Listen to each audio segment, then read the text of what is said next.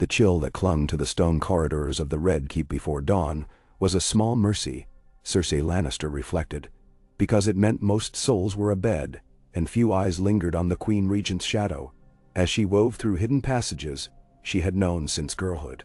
She moved like a phantom, barefooted, hair unbound, feeling each flagstone's cold bite through the thin silk of her nightgown. Sleep had fled her hours ago, chased from the bedchamber by the restless turning of thoughts too sharp to let her drift. So she sought motion, as a caged lioness might pace to dull the ache of waiting. Outside, across the black mirror of the narrow sea, dragons were rising in power. Real dragons, not the ornamental skulls that lined the vaults beneath the castle. 3 living beasts, hatched in fire and blood by a silver-haired girl barely older than Tommen. The small folk whispered the name Daenerys Stormborn, as if it were a charm against night terrors. But to Cersei the name tolled like a warning bell. When men feared dragons, they remembered the taste of submission, and 7 kingdoms that had long slipped from Targaryen hands might yearn for that old chain once more. Cersei paused at the junction of 2 servant tunnels, listening. Nothing, save the muted roar of distant surf beyond the city walls. She turned left, descending a spiral stair so tight she had to brace her palms against the wet stone.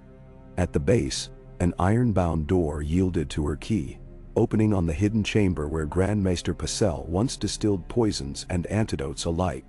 The air still tasted of bitter leaf and crushed rose. A single oil lamp burned on the worktable, and beside it stood the eunuch, Varys, robed in lavender silk that caught the wavering flame like watered wine. "Your Grace," he purred, bowing low. "You honor my humble nest." She ignored the courtesy. "You have the letter?" His smile never touched his eyes. "Oh, of course." From within his voluminous sleeve, he produced a parchment sealed with the crowned lion of House Lannister. Beneath the wax, the ink was hers, every line drafted in her own bold hand, over the course of sleepless nights. Yet it was Varys who would summon the wind to carry it east, across the storm lanes where ravens dared not fly. Cersei's gaze lingered on the seal. Once it leaves these walls, there is no recalling it. "The sea has no memory, yet it washes all sins ashore in the end," the eunuch replied. "Are you certain of the price?" Joffrey's face rose in her mind, flushed with cruel mirth, as he tormented Sansa Stark, smeared with cake when he tore the pigeon pie, twisted in rage when anyone denied him. Her darling boy, heir to everything she had sacrificed for, and a monster she had birthed. She steeled herself. A single dragon is worth 10 kings. Some would say 3 dragons make the queen, and some would say 3 dragons make an impossible war. She stepped closer until her breath ruffled the raven-black wisps that framed the eunuch's bald scalp. "Tell your little birds, Daenerys may keep 2.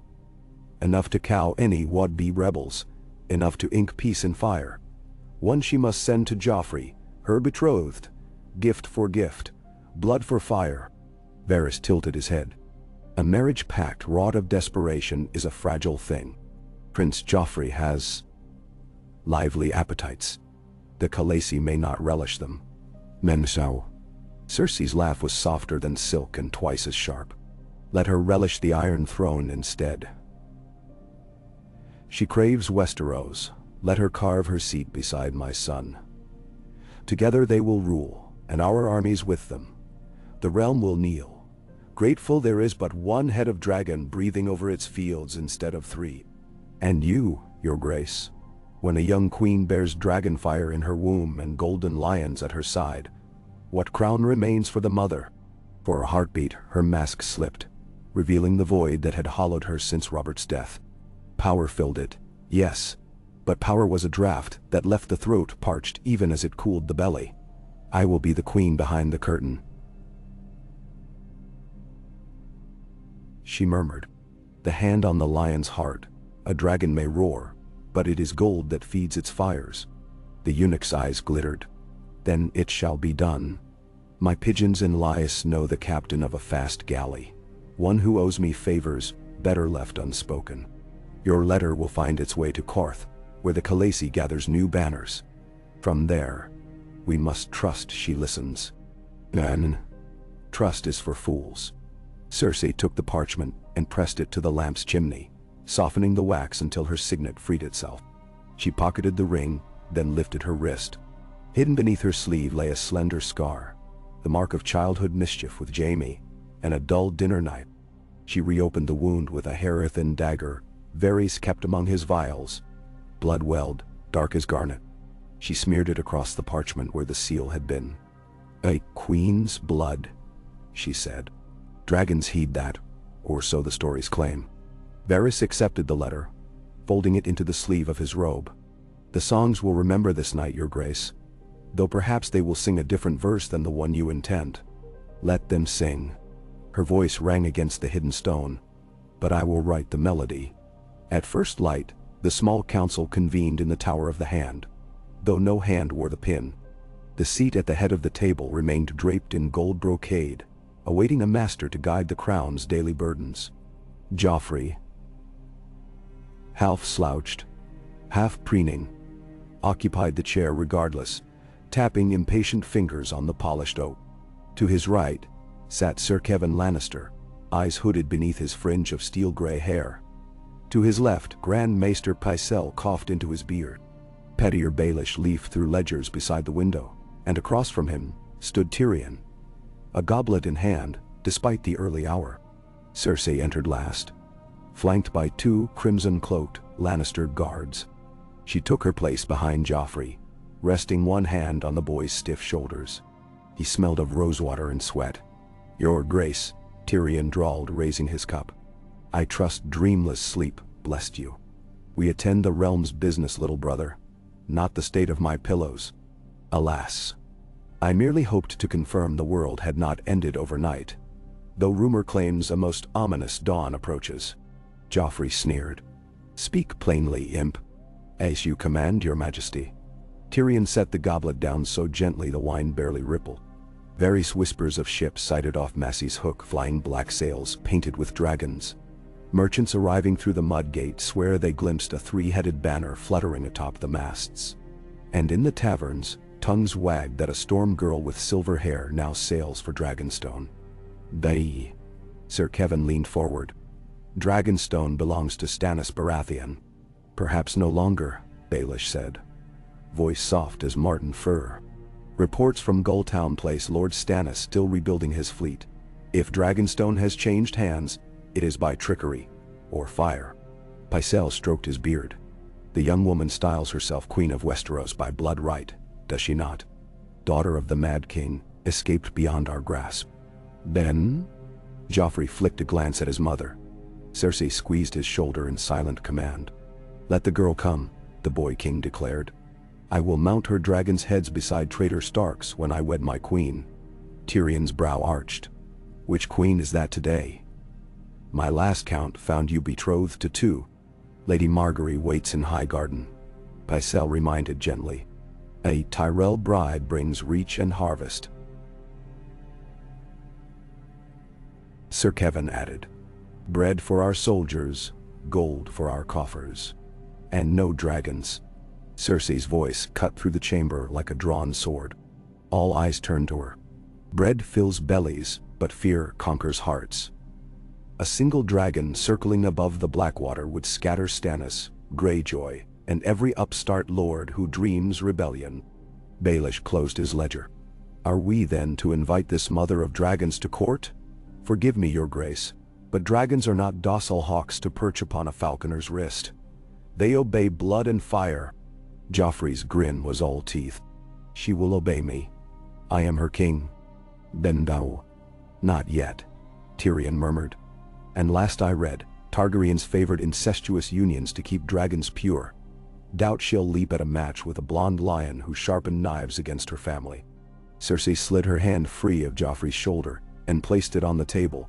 Palm down, nails lacquered crimson. "The girl is half a world away, clinging to whatever rabble she charmed in the east. She lacks coin, lumber, masters of war. What she possesses: 3 dragons. Cannot feed an army nor buy ships. We will offer her what she needs: the Iron Throne beside my son, gold beyond counting, and legitimacy before gods and men." "And "And what do we offer the Tyrells when their plum prize vanishes?" Tyrion asked. "A fiefdom fit for a brideless daughter," Baelish suggested. "Catquick daughter. Lord Mace has others to wed." "Enough." Cersei allowed heat to curl in her tone. "This council will draft terms of alliance. A ship will sail within the fortnight, bearing ravens and heralds, and the promise of peace the realm has not seen since Robert's rebellion." "Peace," Tyrion echoed, lips twisting. "Forged on the anvil of marriage, rare steel indeed." "See it tempered then." She met his mismatched gaze without flinching. "For if the realm burns, you will roast beside the rest." In the bowels of the Tower of the Hand, Tywin Lannister's ghost was everywhere. His scent of vellum and musty lion skin. The echo of his measured tread across marble. Tyrion lingered in the late Lord Solar after the council dismissed, staring at the dust-veiled map of Westeros pinned to a corkboard. Dragons had once flown over those rivers and rookeries. Now his sister contemplated gifting the last scions of Valyria back their birthright, wrapped in a lion's pelt. Madness. Or genius. Often the same blade, honed to opposite edges. He poured himself another measure of summer wine and traced a finger from King's Landing eastward. The roiling currents of the narrow sea, the free cities of Pentos, Myr, and Tyrosh, and beyond them, the red waste where rumor placed a queen with dragons aloft. If Cersei's letter reached Daenerys, what then? A rap on the door broke his reverie. Podrick Payne shuffled in, cheeks flushed. "My lord, the Master of Whisperers requests your presence." Tyrion sighed. "Lead on, Pod." They found Varys in a disused storeroom amid crates of old banners and rusted suits of armor too dented for parade. The eunuch plucked moth-eaten velvet from a broken helm as if unveiling a treasure. "Is it true, Spider?" Tyrion demanded. "Has my sister loosed doves toward a dragon queen?" Varys' smile was gentle. "Letters fly sometimes swifter than ravens, my lord.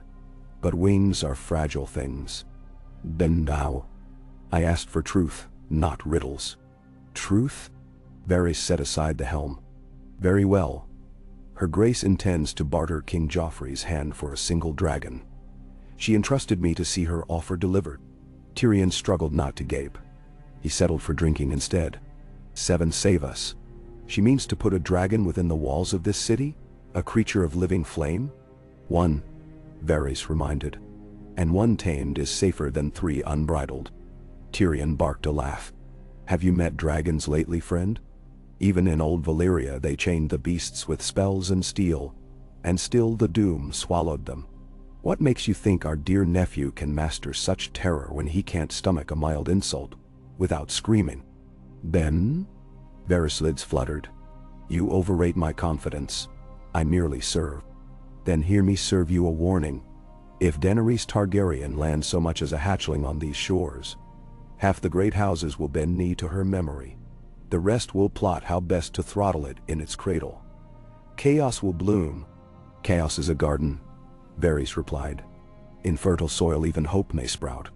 Tyrion wanted to hurl his goblet, but wine was too precious. "What seed do you water, eunuch? Peace? Or merely another war more grand than the last? The realm evolves." Varys lifted his hands, palms up. "A dragon might frighten lords who grew comfortable beneath lions and stags. But fear can unite as surely as bread. If Queen Cersei sets the price at Lannister blood, perhaps that very blood will bind dragon and lion. So tight, no sword may pry them apart. Bah. Or perhaps the dragon feasts on the cub and leaves a charred skull at our feet." Neither spoke for a while. The shadows pressed close, listening. Finally, Varys said, "It is done. What remains is how we prepare."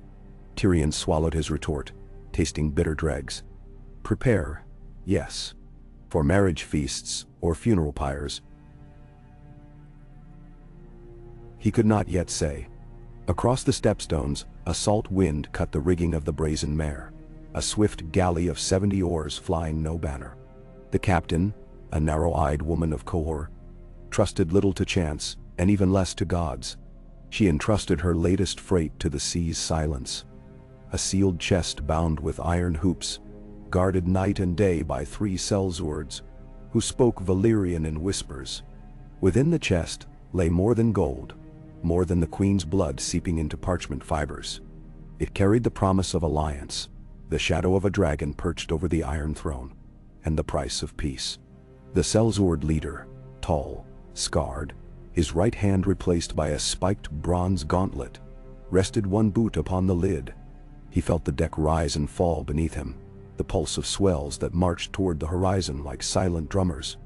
Above, gulls wheeled, screaming their harsh hymn to the dawn. He wondered what lay eastward. Perhaps fortune, perhaps doom.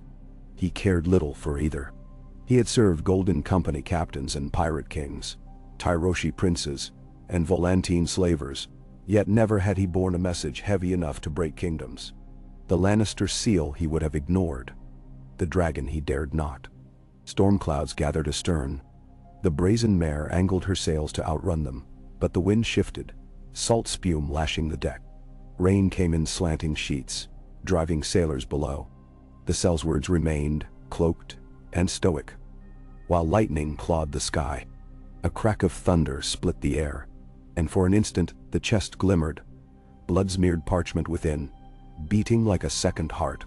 Far to the east, beyond the red walls of Qarth, Daenerys Targaryen walked the length of her new war council chamber, a high hall of milky moonstone borrowed from the merchant princes who now bowed to her. The mother of dragons had grown taller in bearing since Astapor. Since the smoke of Yunkai blackened her hair. Her silver-gold braid hung past her hips, and at her shoulder perched Drogon, smaller than a destrier, but already bending iron with his jaws. Viserion lurked in the rafters. Rhaegal dozed by the brazier, warming emerald scales. Ser Jorah Mormont read aloud from a parchment delivered only hours before. Ink barely dry, seals unfamiliar. Her Grace Queen Regent, Cersei of House Lannister, proposes union between His Majesty King Joffrey, Baratheon, first of his name, and Daenerys Targaryen, Queen of the Andals, the Rhoynar, and the First Men. He paused, brow furrowing. In exchange, she requests one living dragon as symbol of trust. Grey Worm shifted his weight, spear butt thudding the marble. A dragon is not chattel, he said in clipped common tongue. Dario Naharis laughed. Everything is chattel if the price be bold enough. Ser Barristan Zelmay's lined face darkened. I swore oath to her father, and I will not see his daughter traded like a broodmare to a boy tyrant. Daenerys held up her hand. The room stilled. She spoke softly, yet her words rolled like thunder across still water. My entire life I have been the coin of others' ambitions. Drogo bought my maidenhead for an army. Qarth's warlocks coveted my dragons to open the vault of prophecy. I will not be bought again. Drogon hissed, exhaling a puff of black smoke that curled toward the chamber's high arches. Yet, let us consider. Ser Jorah began. Consider. Ser Barristan's white cloak rustled. He's no king, but a Lannister bastard in all but name. His sire was Jaime, though the realm pretends otherwise. A silence fell. Heavy, ancient. The only sound was the crackle of brazier flames licking bronze. Daenerys walked to the window overlooking Cortha's jade harbor. Masts swayed like reeds in a wind of her making. Below, freedmen shouted her name in 6 tongues. Westeros shattered my house, she said. Yet Westeros is still my home. If a Lannister queen stretches her palm instead of a sword, am I to slap it away without thought? Dario smirked. Take the boy's crown, his gold, his castles. Keep your dragons too. Who will stop you? Ser Jorah's voice softened. A pact may forestall bloodshed. With 1 dragon at King's Landing, 2 in your host, no power would risk war. You could land in peace, not conquest. Peace built on a child's throat, Grey Worm said, eyes narrowing. The boy king is cruel. A chain draped in roses is still a chain. Daenerys watched a gull dive into the harbor, scattering silver fish. She whispered, sometimes a chain binds 2 foes until they learn to walk in step. She turned. All eyes awaited her decree. Drogon beat his wings, stirring dust. Daenerys smiled.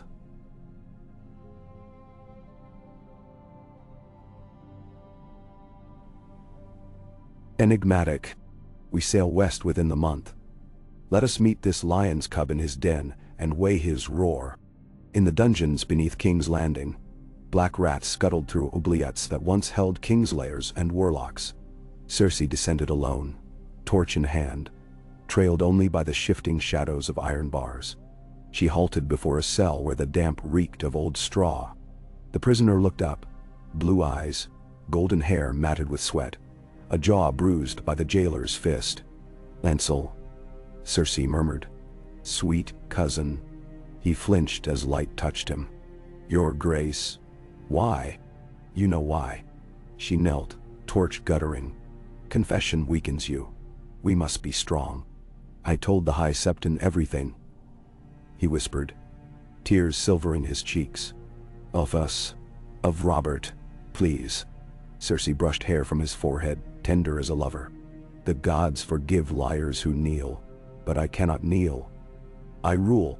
He pressed hands together. "What will you have of me?" "Your silence, your loyalty, and your blood." She drew a silver blade from her sleeve, thin as a whisper.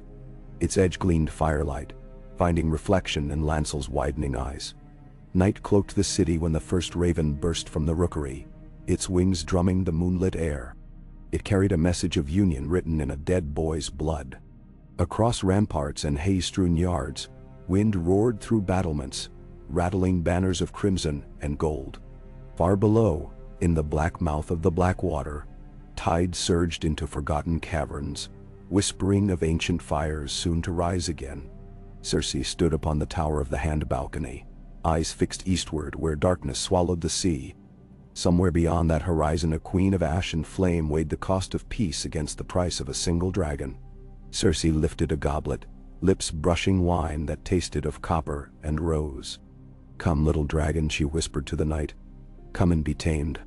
But in the distance, thunder answered, deep, promising, and hungry. Dawn crept across the westerlands like pink gold paint, spilling over steel towers.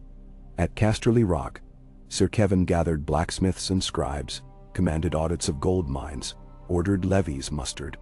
In the war room hung an immense banner, the lion rampant on crimson, paws outstretched as if to grapple fate.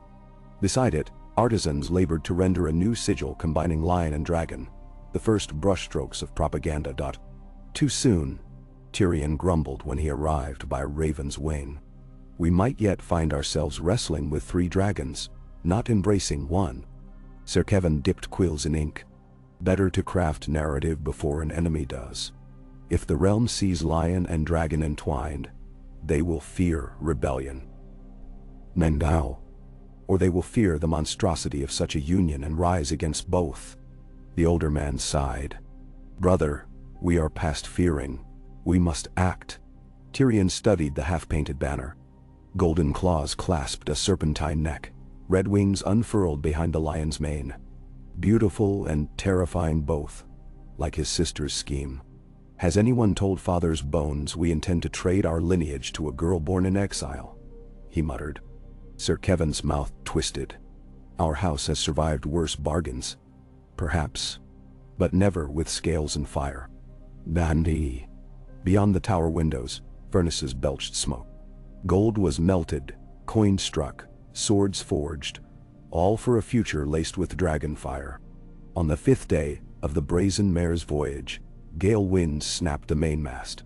Sailors cursed, prayed, and bailed seawater while the captain wept quiet tears into her beard. Lightning rent the sky, illuminating a massive shape cresting the waves. A kraken, some swore. Others thought a war galley bearing the kraken of Pike. But the darkness revealed nothing more before thunder swallowed the world. The chest with Cersei's letter slid across the pitching deck.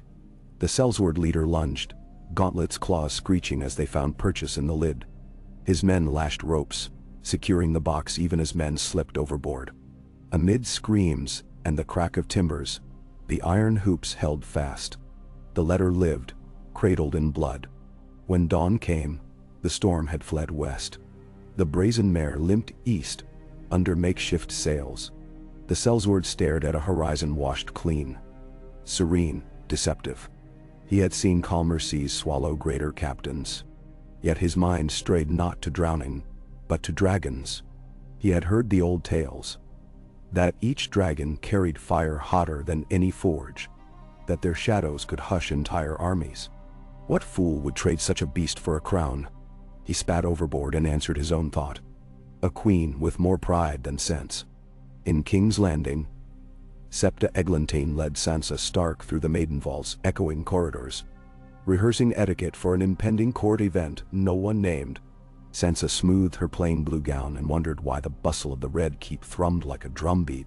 Servants whispered of new banners, new songs, new marriages. The air itself seemed to shimmer with expectation. That night she dreamt of a lion devouring a serpent, only for the serpent to burst into flame within the lion's belly. The beast roared in agony while men cheered, blind to the fire consuming them. She woke before dawn, hands cold, heart pounding. Somewhere, a raven cried. Cersei stood before the Iron Throne, alone save for a single page boy who drowsed by the door. She traced the blade-sharp armrests, remembering how her father's stare had once frozen Robert Baratheon in mid-jest. Thrones were made for power, but also for spectacle, and spectacle oft swayed more souls than swords. Imagine, she thought, a dragon chained beside this throne, scaled with crimson as dark as Lannister banners, wings half o'er furled like a banner wrought of living flame. Lords would kneel before crown or torch. It mattered little so long as they bent. She closed her eyes and envisioned her son astride such a beast, gold hair whipping in hot wind, crown gleaming as he hovered over Storm's End or River Run, demanding fealty. Let the Tyrells blanch, let the North remember. A single dragon could reorder the map of loyalty. Footsteps echoed through the hall. Jaime emerged, golden armor burnished, white cloak pristine, a vision of the Kingsguard he once aspired to be. "You should sleep," he said gently. "I dream enough waking." She replied. He ascended the dais until they stood level.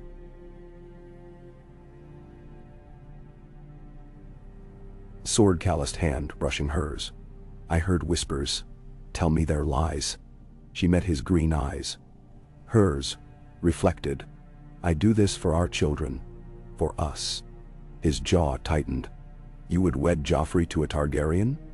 Sell him for a beast? I buy him the realm."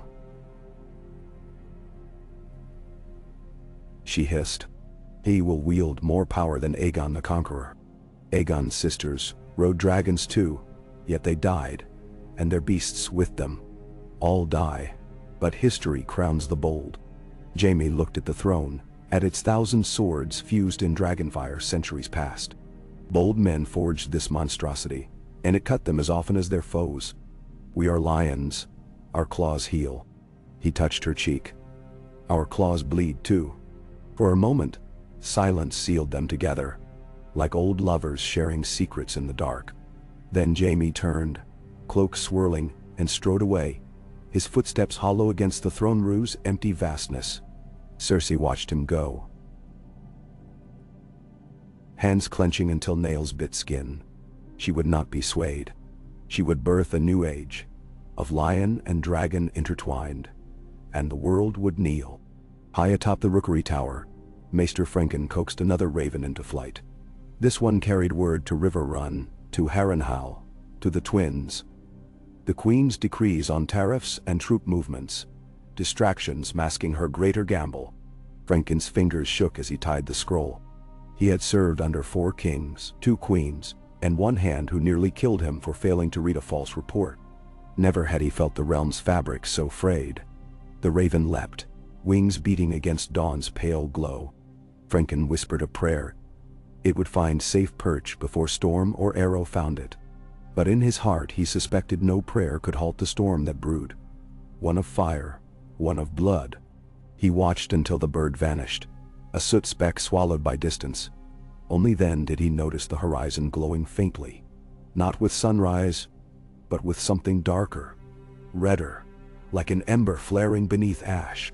On Dragonstone, Black volcanic rock echoed with the screams of gulls and the crash of waves. A young smith named Edric soldered chains thick as a man's wrist. Lord Stannis had commanded them forged to bind war galleys, but rumor claimed a new customer, a queen in red silk who sought to fetter shadows. Edric hammered until sparks danced, his arms numb, yet the clang of steel could not drown the sea's deeper voice whispering of wings overhead. When night fell, Edric staggered outside and glimpsed what he first thought a falling star. Then flame blossomed, sculpting the clouds in infernal hues. And he heard it, distant yet unmistakable. A roar older than houses, older than the wall. A dragon's cry. He fell to his knees, tears mingling with soot, and wondered which god he ought to fear most. The one of light his lord's priestess worshipped, or the one riding fire across the sky. Thus the pieces moved, queen and dragon, lion and cub, eunuch and dwarf, sellsword and smith, each ignorant of the whole picture, forming above them like storm clouds gathering across a summer sky. Somewhere a sea captain steered a broken-masted galley toward salvation. Somewhere a silver queen traced her lineage in flame across scrolls of conquest. Somewhere a child king dreamed of thrones and flames without knowing which would consume him first. And above them all the wind shifted, smelling of ash and roses. Winds of peace, some whispered. Winds of war, said others. But in the halls of power, men and women felt only the rising heat, as if a forge stoked too long now threatened to melt its chains. Cersei leaned over the balustrade of Maegor's holdfast that night, drinking in the scent. She closed her eyes and imagined the future. Bells ringing for a royal wedding, dragons wheeling overhead, the realm kneeling beneath a single banner of lion crowned by dragon wings. She smiled, and in the darkness of her smile lay a spark eager for kindling. The spark waited, patient as hunger, for the first breath of true fire to turn night into day. Ah, K. Mwah. Rain lashed the deck of the brazen mare again 2 nights after the mast had been splinted. But now the storm was gentle, an afterthought compared with the fury that had snapped spruce and canvas like brittle reeds. Sailors worked by lamplight, hauling lines soaked dark as pitch, mending what could still bear cloth until dawn. The chest containing Cersei's blood-sealed parchment no longer slid with every lurch. The sellsword captain had ordered iron clamps fixed to the planks and posted his gauntleted lieutenant atop the lid like a bronze idol. Yet even he dozed in the small hours, lulled by the sea's heavy pulse. A single gull skimmed the rail, wings shining silver in moon glow. The lieutenant's eyes cracked open. Storms tempered instinct, and something off prickled the hair behind his ear. A sail rasped, and in the lull between swells he heard oars dipping. "No lookout," cried alarm. The gull vanished. The bronze-handed man rose, scanning the fog. Shapes coalesced, low hulls painted black. No lanterns, rowing without rhythm, blades muffled with rags. "Boarders," he bellowed, voice knifing the night. Horns answered, abrupt and deep. Iron grapnels soared, chains bit railing. Silent men in eelskins swarmed the brazen mare like shades sprung from the water's heart. The Kahori captain cut one down with her curved saber, but took a quarrel through the throat. Blood sprayed. She toppled into shadow. On the forecastle, a figure strode tall and deliberate, broad shoulders wrapped in damp ermine, a patch of hammered bronze masking his left eye. Euron Greyjoy watched as his Silence's crew secured the rigging. His smile gleamed wolfish. "What treasure sails unmarked through my isle's waters?" he asked the knight. No one answered. Screams and clanging steel made reply. Euron spied the iron-bound chest, its guardian raising gauntlet and cutlass. With a laugh, he vaulted the tangle of ropes, landed cat-like, and flicked wrist. A slender throwing knife leapt, glinting, and lodged in the sellsword's throat above the gorget. The bronze claws clutched air. The man sagged over the chest. Euron planted a boot, shoved the corpse aside, and knelt. Scarlet smear on black oak. He prized off the clamps, cracked the lid, inhaled the coppery tang blooming from parchment smeared by a queen's vein. Blood letters, he thought, and his heart raced. The tongues that could be loosened by such pretty blackmail. He read by moon-drowned torchlight, lips moving as he tasted the audacity of Cersei Lannister. Marry boy king to dragon queen, trade beast for throne, bend the world beneath one banner. Euron whistled admiration. A bold bitch, he said. And bold bitches birth chaos. He refolded the letter, slid it beneath jerkin, and ordered his men to scuttle the brazen mare, but spare enough hands to spread word in taverns, from Tyrosh to Volantis. A Lannister ship smashed by storms, its secrets swallowed by the sea. Flames rose behind as the silence vanished into mist, oars silent as spiders. The chest burned last, dragon blood and lion blood hissing together until coals consumed wood, iron hoops glowing dull orange before quenching in brine. By dawn, nothing floated but char. Gull feathers, and the severed bronze claw of a gauntlet, fingers still curled as if grasping an absent prize. In the Red Keep's Godswood, Tyrion sat upon a twisted root of the heart tree, staring up through damp leaves toward a sky whale-belly gray. He had not worn armor since Blackwater, but now chainmail creaked beneath a wool cloak. A gesture of readiness perhaps, or a reminder that councils meant little once swords were drawn. Shay's absence haunted the quiet.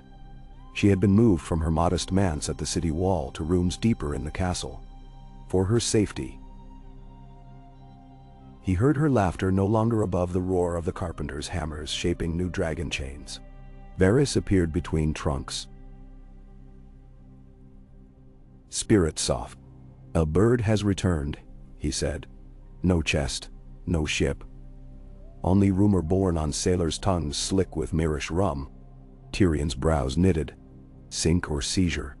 The eunuch lifted shoulders. None saw the mare make port in Lys, yet wreckage washed onto the beaches of Bloodstone. A name board.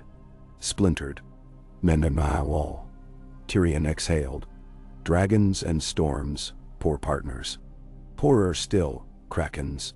The dwarf's head snapped. You think Greyjoy? I think Euron has ears in every wave crest.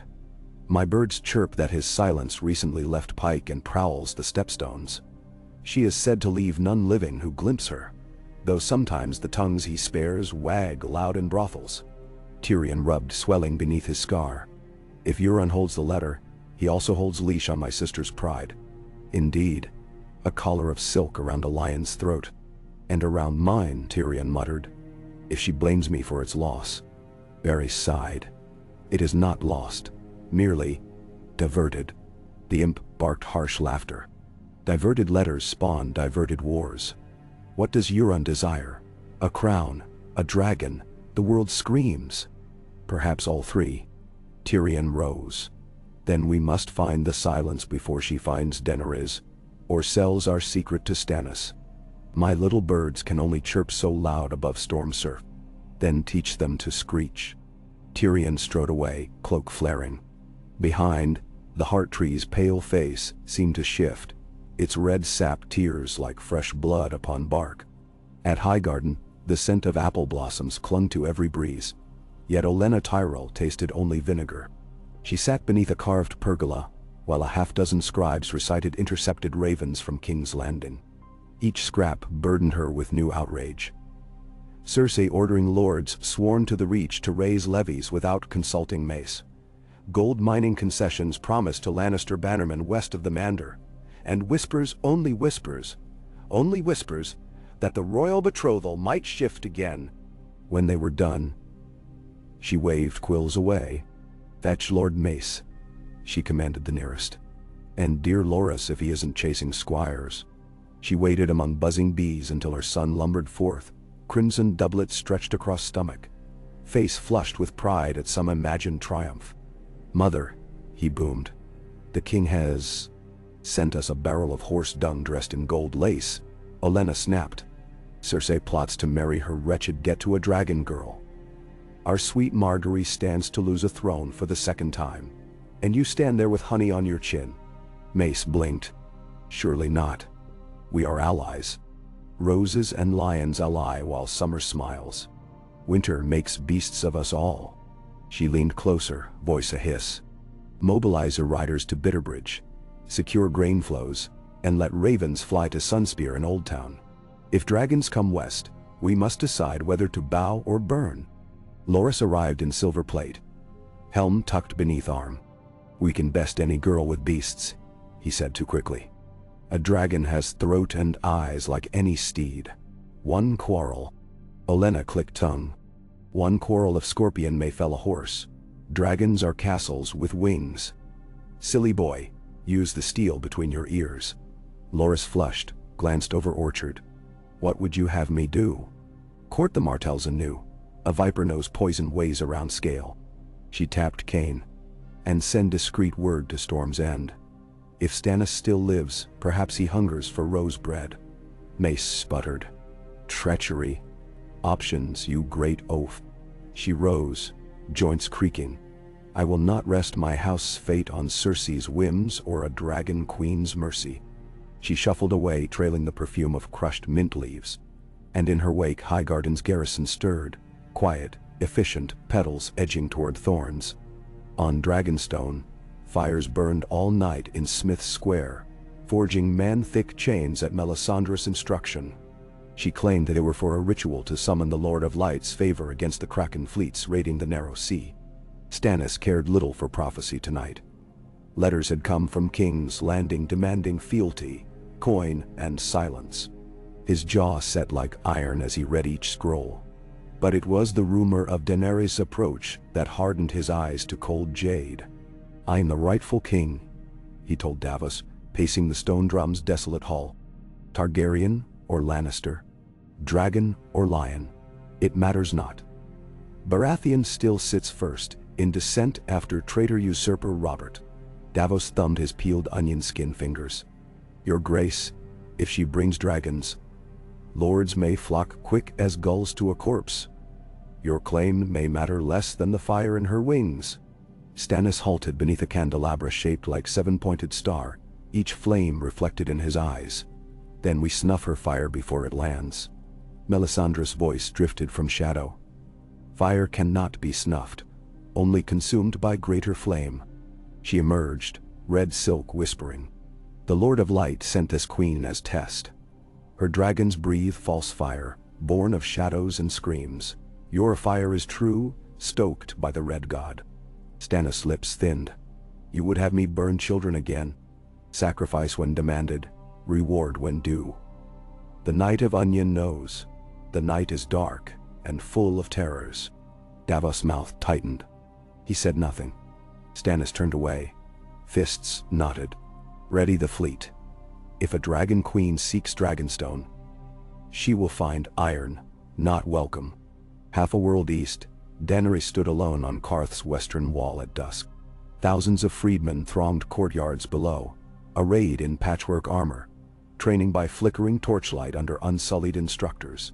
Above, Drogon circled, crimson wings tattered at the tips from growing too swift for scales to keep pace. His shadow skimmed mosaic tiles, and the freed thralls cheered every pass, louder each time. Jorah approached with parchment bearing the latest ship manifests. We have seized 13 galleys belonging to the 13. Ironic. Each refitted for war. Add 3 from Zero's coffers. Daenerys read without seeing. How many can storm Dragonstone? He hesitated. In open sea. Enough perhaps to land 50 unsullied before the island's scorpions punch holes in hulls. If Stannis still holds the fortress, we face tall cliffs and narrow beaches. Dany touched the map embroidered into her cloak. 3 heads of dragon devouring a field of red. I will not bring my people to slaughter, yet I must step onto Westerosi soil near Dragonstone. The symbol matters. Where else? Duskendale Claw Isle. Ser Jorah studied the coast. Only Dragonstone has harbor stout enough for your beasts. A shriek tore sky. Drogon dived, snatched a heron from surf. Swallowed it in mid-air. Feathered rain drifted. Jorah watched, stunned. He grows daily. Soon chains will not hold him. Daenerys' gaze hardened. No chain forged by man shall ever touch my children. Ser Barristan joined them, silver hair gleaming. Forgive me, Khaleesi, but a dragon in a city is as wildfire in a wheat field. If King's Landing sought to cage one, better chains than wildfire. She remembered the red waste's heat, the taste of horse heart blood, the crack of whip in Astapor. Chains are for slaves, she said. I would rather see King's Landing burn than know Drogon has been weighed like coin. Footsteps behind. A lithe captain of cell sails bowed, golden teeth flashing. Message by Gull Courier, Your Grace, Dario said. From Pentos. Euron Greyjoy offers alliance against Lannister usurpers, claims to carry a letter proving their schemes. Yora tensed. Greyjoy's raid as they breathe. His offer is poison. Dario shrugged. I like poison. In small doses. Daenerys accepted the parchment. It bore no wax, only a black ink kraken. Inside, Euron promised ships, seasoned reavers, and a gift of knowledge about Cersei's marriage plot. He would deliver all in exchange for her hand, or perhaps her dragons. His script teased the line. He signed Blood Eye, and crimson ink blotted like pupil burst. Daenerys folded the note slowly. Another suitor, another price. She looked west over Moonsilver Bay. But information is coin heavier than gold. Ser Barristan shook head. He is Kinslayer, Queenslayer, thrice exiled from his own isles. Trust him, and you will find dagger in ribs. She smiled without mirth. Then I will dance with dagger and teach it fear. She passed the note to Jorah. Send reply. I will meet Euron Greyjoy at sea off Slaver's Bay. He shall bring his proof. I shall bring judgment. Jorah frowned. You risk ambush. I bring dragons. Her voice carried finality. She turned to Drogon's looming shape against stars. Let Kraken taste fire, and we shall see whose shadow darkens sky. Varys descended into the Red Keep's deepest cellars where black water pooled in forgotten cisterns. He followed faint chirps until he found the girl, barefoot, ragged shift, hair shorn to stubble, kneeling amid pigeons fluttering in wicker cages. Soft torchlight revealed scars on her arms, old and new. You served Shay, did you not? Varys asked gently. The girl nodded, wary. I wash linens. My little birds require nimble fingers. He knelt, offering a fig. She took it, devoured quick. I have task, he whispered. Win a queen's gratitude while Cersei schemes. Her eyes flicked wide. Queen? Lady Sansa suffers. Cersei means her to kneel with Lannister heir until Dragon Bride is caged. You will fetch Lady Sansa a letter hidden in Maester Franken's rookery. Place it under her pillow. None must see. The girl trembled. They cut thieves. Not thieves. A sparrow bears grain to starving dove. Varys pressed a silver stag into her palm. Tonight, when moon sits atop tower, climb the rookery's ivy. The letter is sealed with direwolf. She swallowed. If I'm caught. He closed her fingers around coin. Fly, little bird. The world needs your wings. She looked to cages, to birds cooing. She nodded once. When Varys left, drip of water echoed through tunnels like slow applause, each drop marking a heart's decision.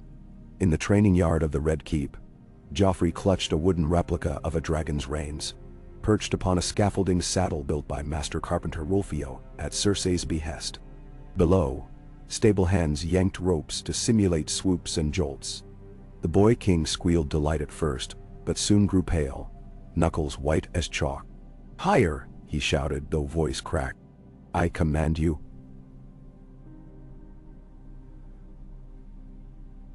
Higher. Samarin Trant stood sour-faced nearby, helmet beneath arm. Majesty, perhaps we rest. Coward. Joffrey spat.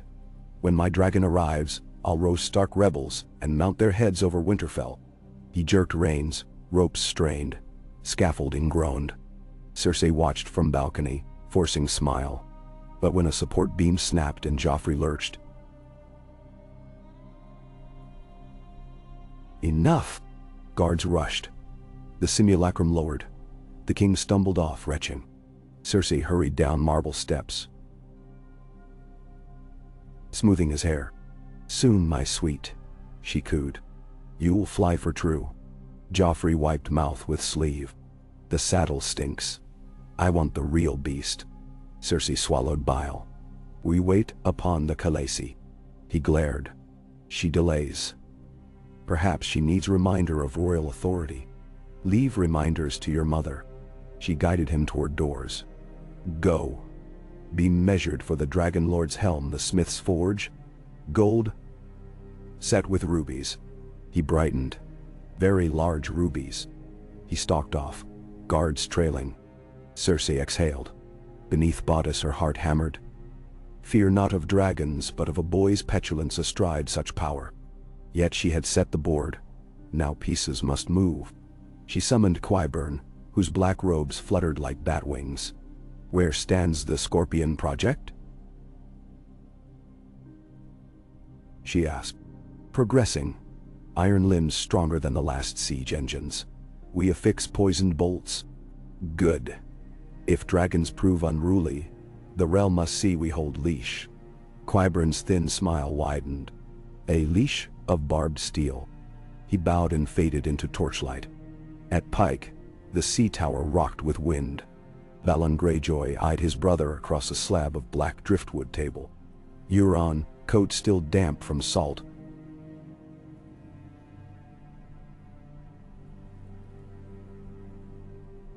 Sprawled like a cat.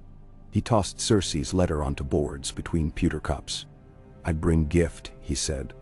Not of iron or gold, but words sharp enough to bleed 7 kingdoms. Balon skimmed lines. Face inscrutable. Yara Greyjoy leaned over shoulder, curse bursting forth. Lannister reeks of desperation. Euron laughed. Desperation becomes opportunity. We sail for Meereen, trade letter for Queen's favor. Or for one of her drakes. Imagine Ironborn upon Dragonback. Isles would no longer be rocks clawing tide. We would be tide. Balon's gaze hardened. I ignore Lion Wars. My war is with North. This letter makes North kneel without single raid, Euron purred. Dragonfire sweeps walls as easily as fishing shacks. Yara slammed fist. You'd gamble our dead for fire that may burn us. Euron's grin split like cracked shell. Life is gamble, niece. I merely raise the stakes. Balon turned away, cloak of barnacle-encrusted mail rattling. Take Black Wind, not silence. Sail under no Kraken banner. If you live, bring Drake.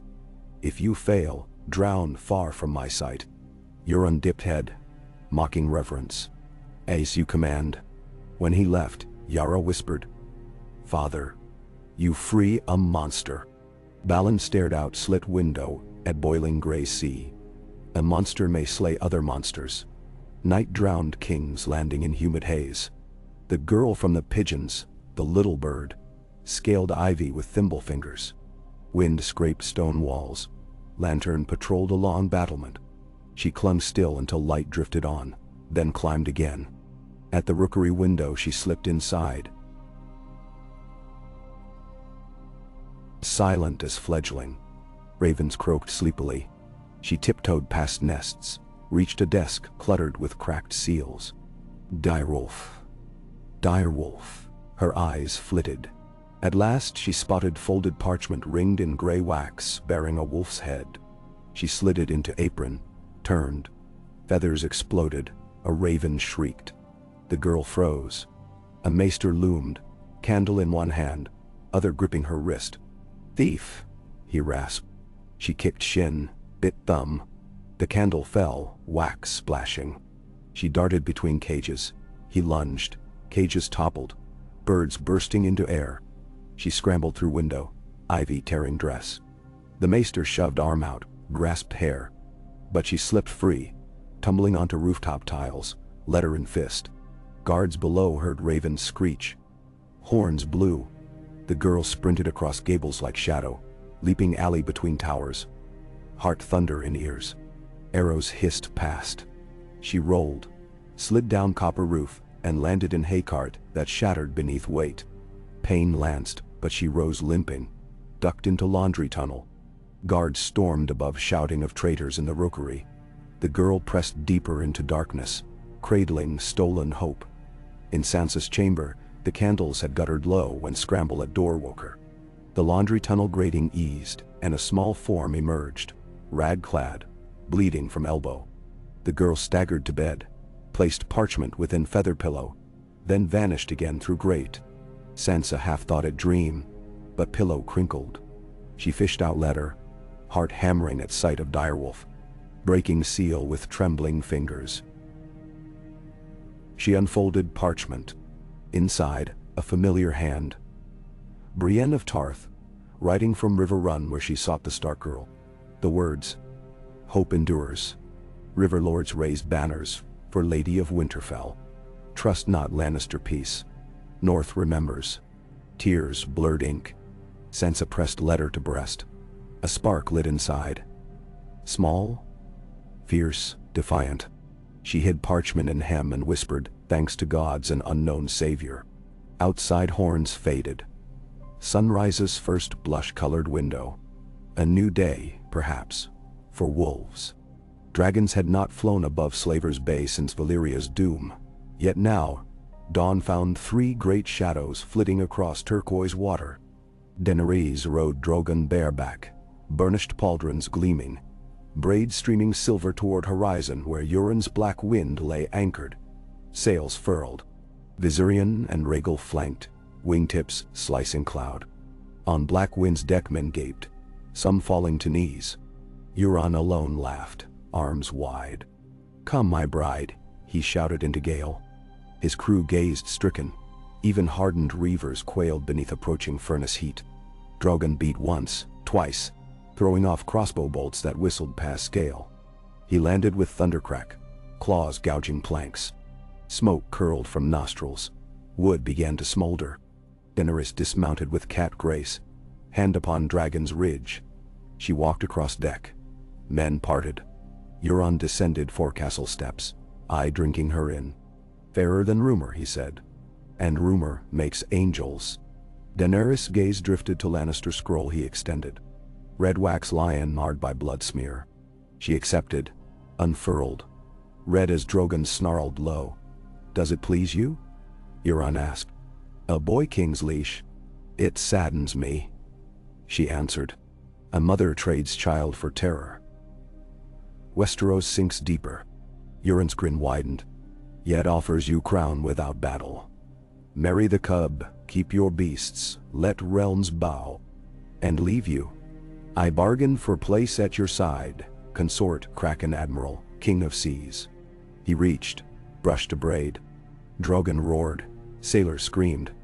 Euron chuckled, withdrew hand. Daenerys folded letter. "You killed to seize this. Blood coins are truest coins." She gestured. Rhaegal swooped, talons snatching Euron by shoulders, lifting him inches off deck. He roared laughter, even as claws pierced coat. Dragon's eyes glowed molten. "I do not trade with reavers," Daenerys said. "Yet I keep what reavers steal." She turned to crew. "Swear to me and live, resist and burn." Men fell prostrate. Euron dangled, still chuckling. "Queen of Fire, take my life or take my love." She looked to Drogon. Black jaws parted. "Life," she said. "For now." Rhaegal dropped Euron. He hit planks, rolling with grace, blood seeping. He knelt, head bowed dramatic. "I swear my sails and sword." Daenerys motioned. Unsullied warriors boarded from longboat, secured ship. She addressed Euron once more. "Sail Black Wind under my banner to Dragonstone. Spread rumor a Targaryen fleet follows.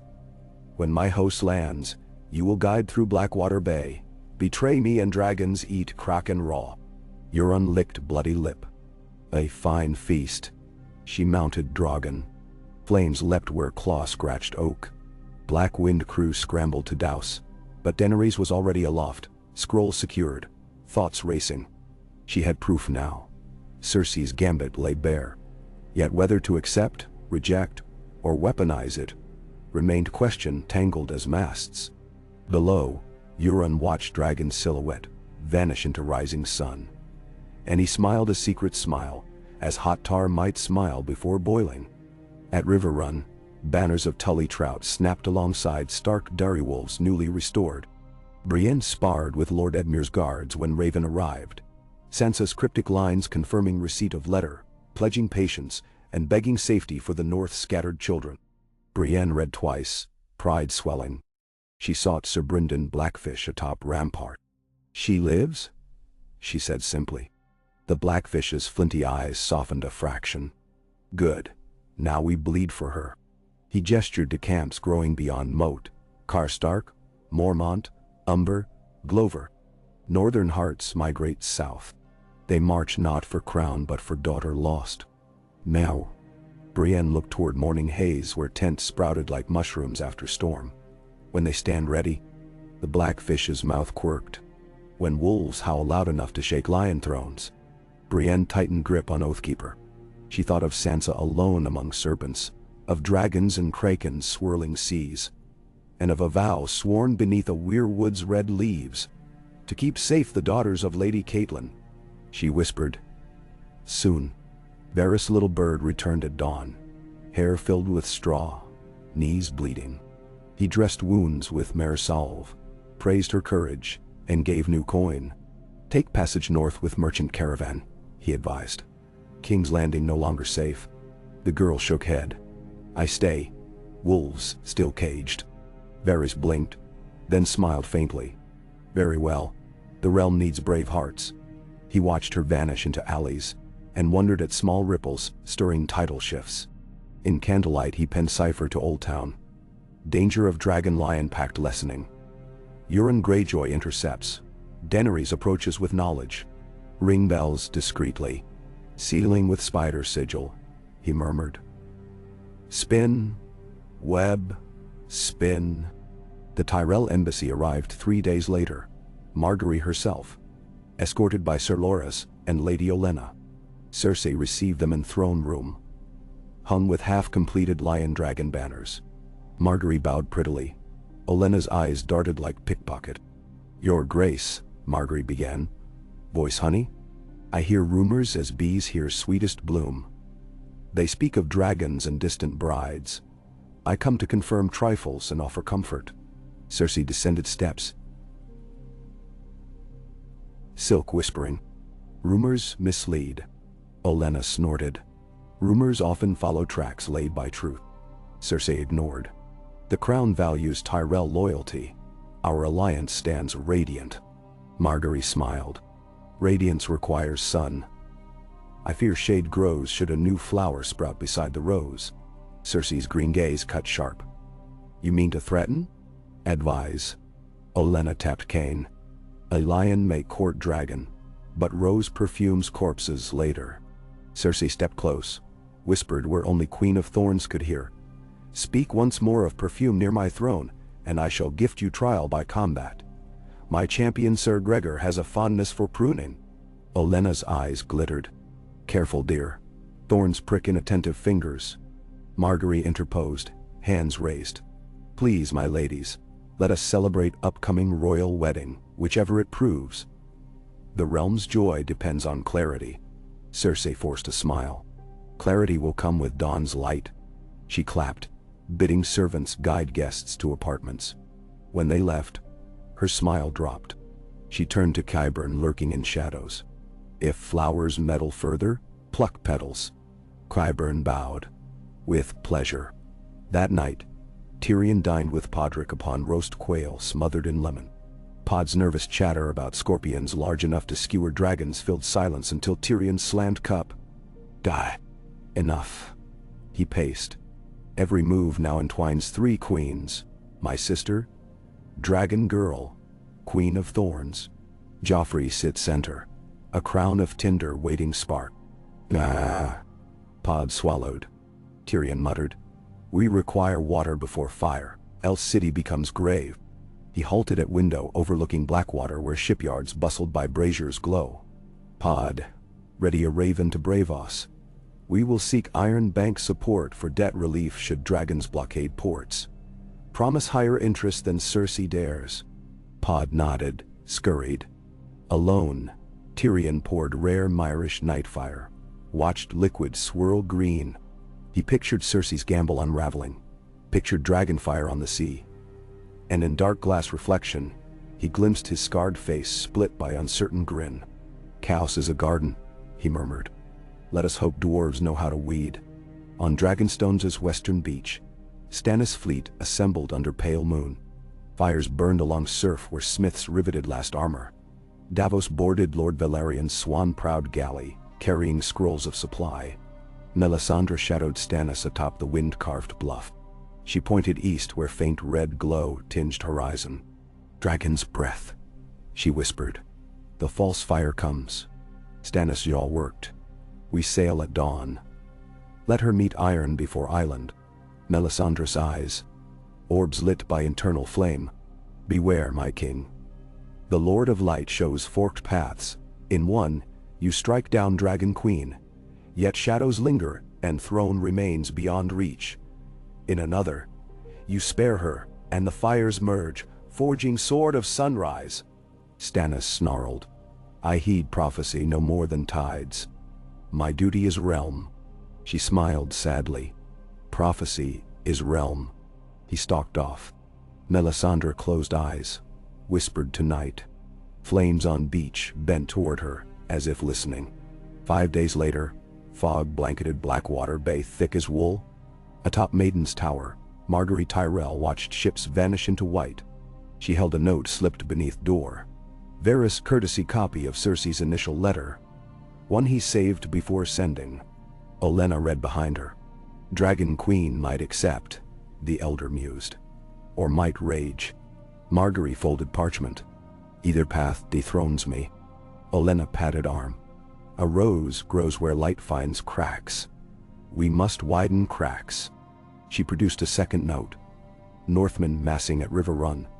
Word courtesy of spies along Rose Road. Winter wolves smell lion blood." Marguerite's lips pursed.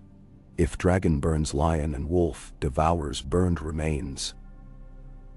What becomes of Rose?" Olenna's smile was thin. "Rose endures. Always." Daenerys' fleet laid anchor off Dragonstone under stormy dusk. Gulls cried, wheeling. Stannis' galleys rowed out to meet them, oars churning black water. On Fury's forecastle, Stannis himself stood in plain steel, banner of fiery heart straining overhead. Across narrow gap, Daenerys perched above Drogon on the deck of Balerian's Grace, hull freshly christened in Korth. Jorah, Barristan. Grey Worm flanked. Drums ceased. Silence. Heavy. Stannis hailed. "I am Stannis of House Baratheon, first of my name, rightful king."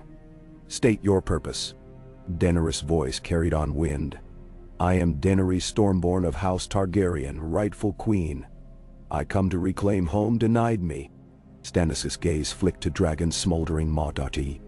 "Dragonstone is mine by law. Law wrought by usurpers," she answered. "I offer parley.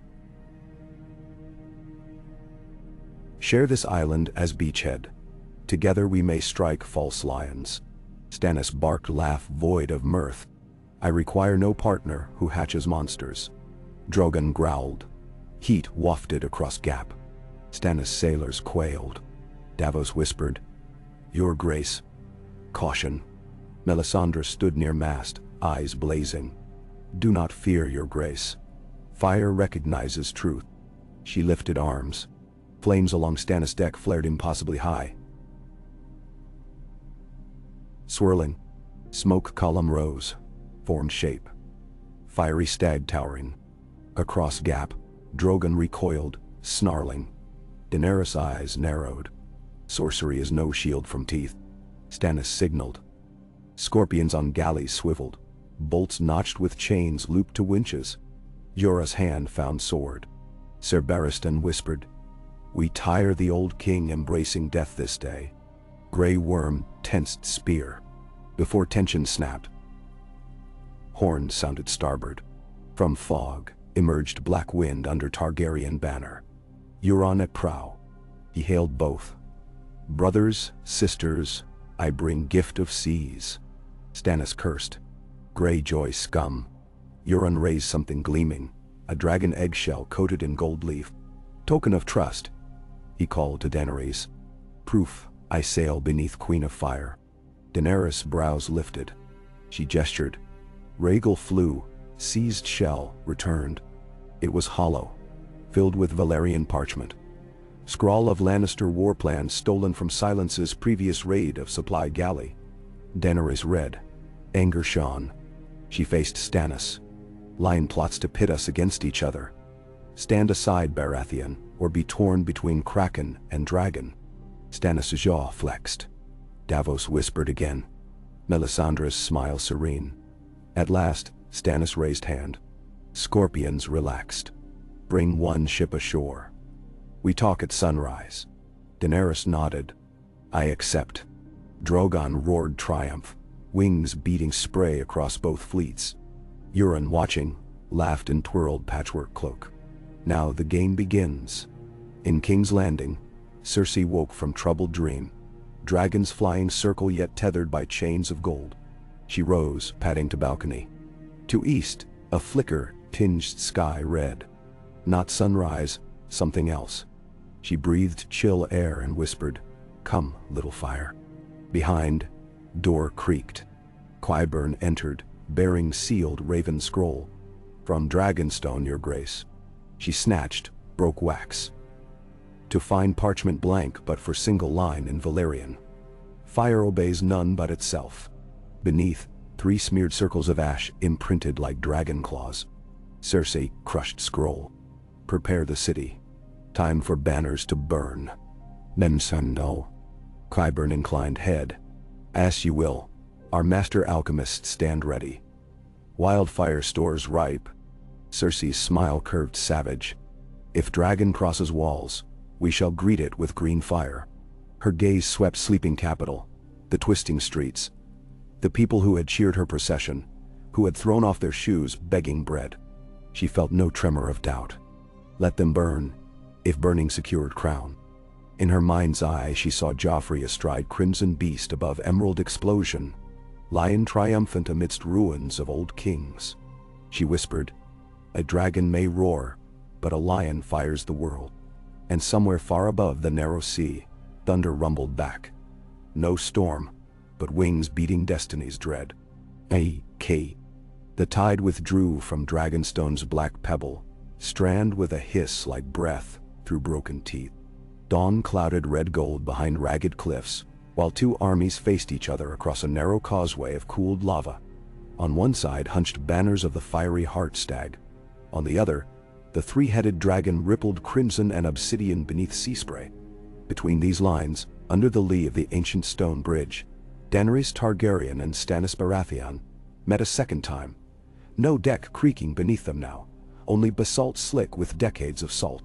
Stannis wore plain steel plate, chased with little ornament, as if the metal itself were penance. His jaw bristled stubble, eyes sunken from sleepless nights gauging the distance between desire and doom. Daenerys arrived with Drogon perched on the bridge parapet, talons sunk so deep even the enchanted rock of Valyria groaned. Jorah and Barristan flanked her. Grey Worm held silent ranks of Unsullied at parade rest behind. The usurpers' forces, for all their mail and carved antler crests, looked suddenly small beneath a black dragon fanning 40-foot wings in the weak sunrise.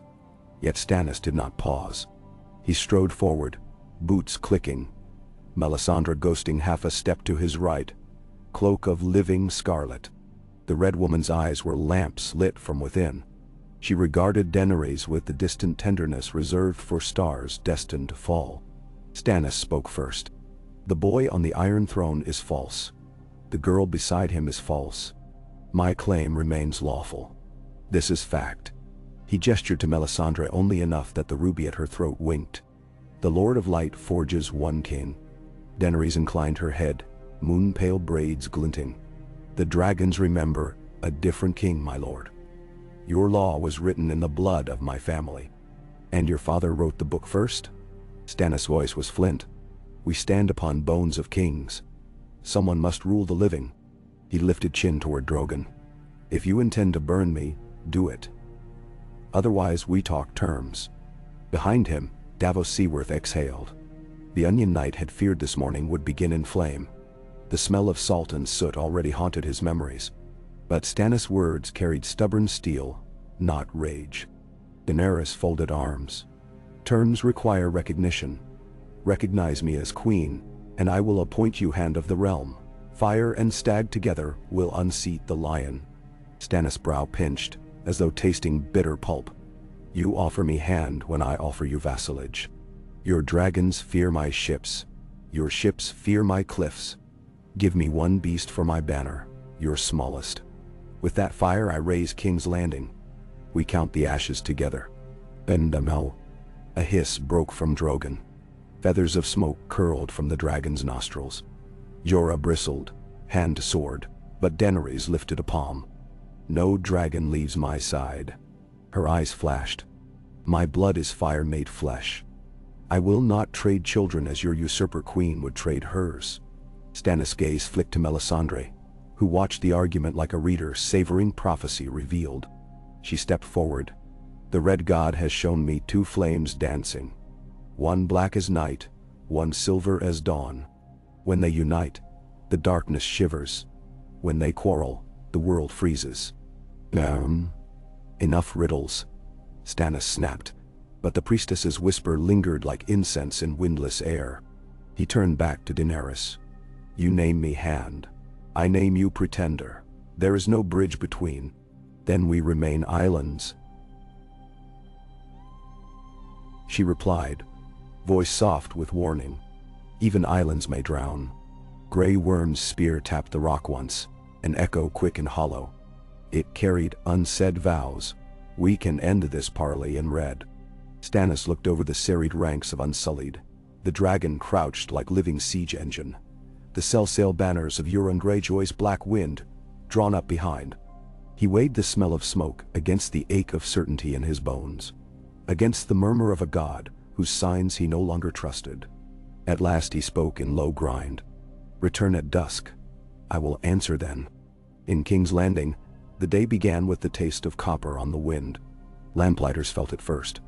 A faint metallic tang drifting upriver. Fishermen hawked blood-slicked catfish that seemed to boil when thrown upon decks. By mid-morning, every fountain tasted faintly of rust and something sharper. Something like burnt oil. Within the Red Keep's dark bowels, Qyburn oversaw the relocation of wildfire jars from the storerooms beneath the Guildhall of the Alchemists to new caverns closer to Maegor's Holdfast. Dragon-proof stone, he assured Cersei, though the masons still found fused slag from Aegon's invasion, proof that no rock survived dragonfire unscarred. Yet Qyburn's faith in death was absolute. He showed her a small glass sphere, filled with shimmering green liquid, placed it into a bronze cradle, shaped like a lion's paw. One spark, he reminded. Imagine 1,000 in concert. Men will recall the field of fire as candlelight. Cersei moved through the gloom in gleaming gold gown, every pleat edged with rubies. The light of torches flared emerald in the wildfire's reflection, painting her eyes ghost bright. How soon can the scorpions be fitted to launch these, she asked. Days, if we melt iron day and night, Qyburn said. The smiths in Flea Bottom require incentive. I've sent for their children. And now, the Queen Regent smiled thinly. Fear is bread for their bellies. She traced one fingertip along the glass, feeling cold seep through. If Daenerys brings even one dragon within walls, I scorch half the city to kill it. Half the city, Jaime echoed from shadow. He stepped into torchlight, white cloak smudged with dust from morning drills. Does the other half survive? Cersei's mouth curled. A dragon's flame makes no distinctions either. Better to die for a lion than for a lizard. Then so. Jaime glanced at the blazing jars, remembered green firestorm licking the Blackwater, men shrieking as liquid flame melted armor into skin. The last time wildfire flowed in these streets, a mad king ordered it lit. Father killed him for less. Father killed him to put Robert on the throne.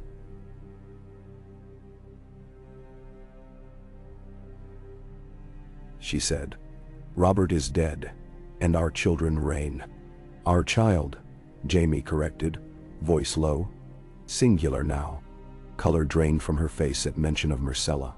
A heartbeat's silence cracked. She turned away. Leave. Duty calls. She strode deeper into vault, leaving Jaime surrounded by jars that pulsed like diseased hearts. He followed slowly, feeling heat prickle his neck though the air lay cool. Wildfire whispered memories.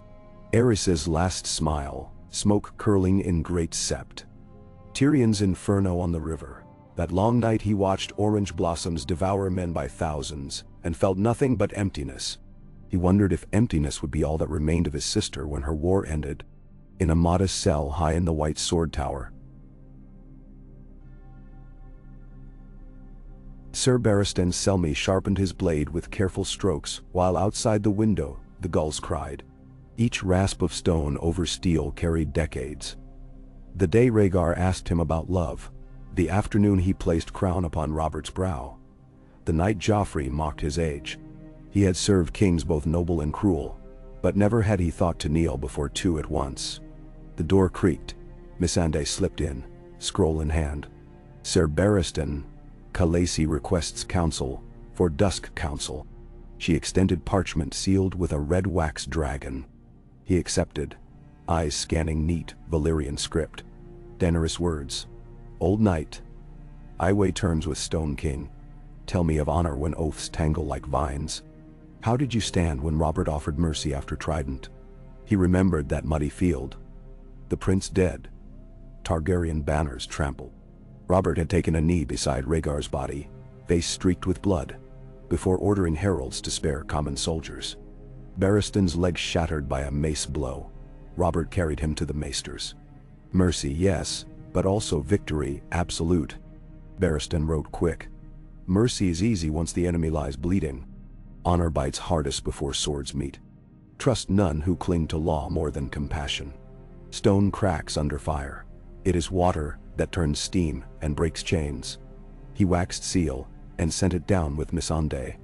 Then he lifted his helm, white plume dull and dim, and breathed a vow half remembered, to protect the innocent.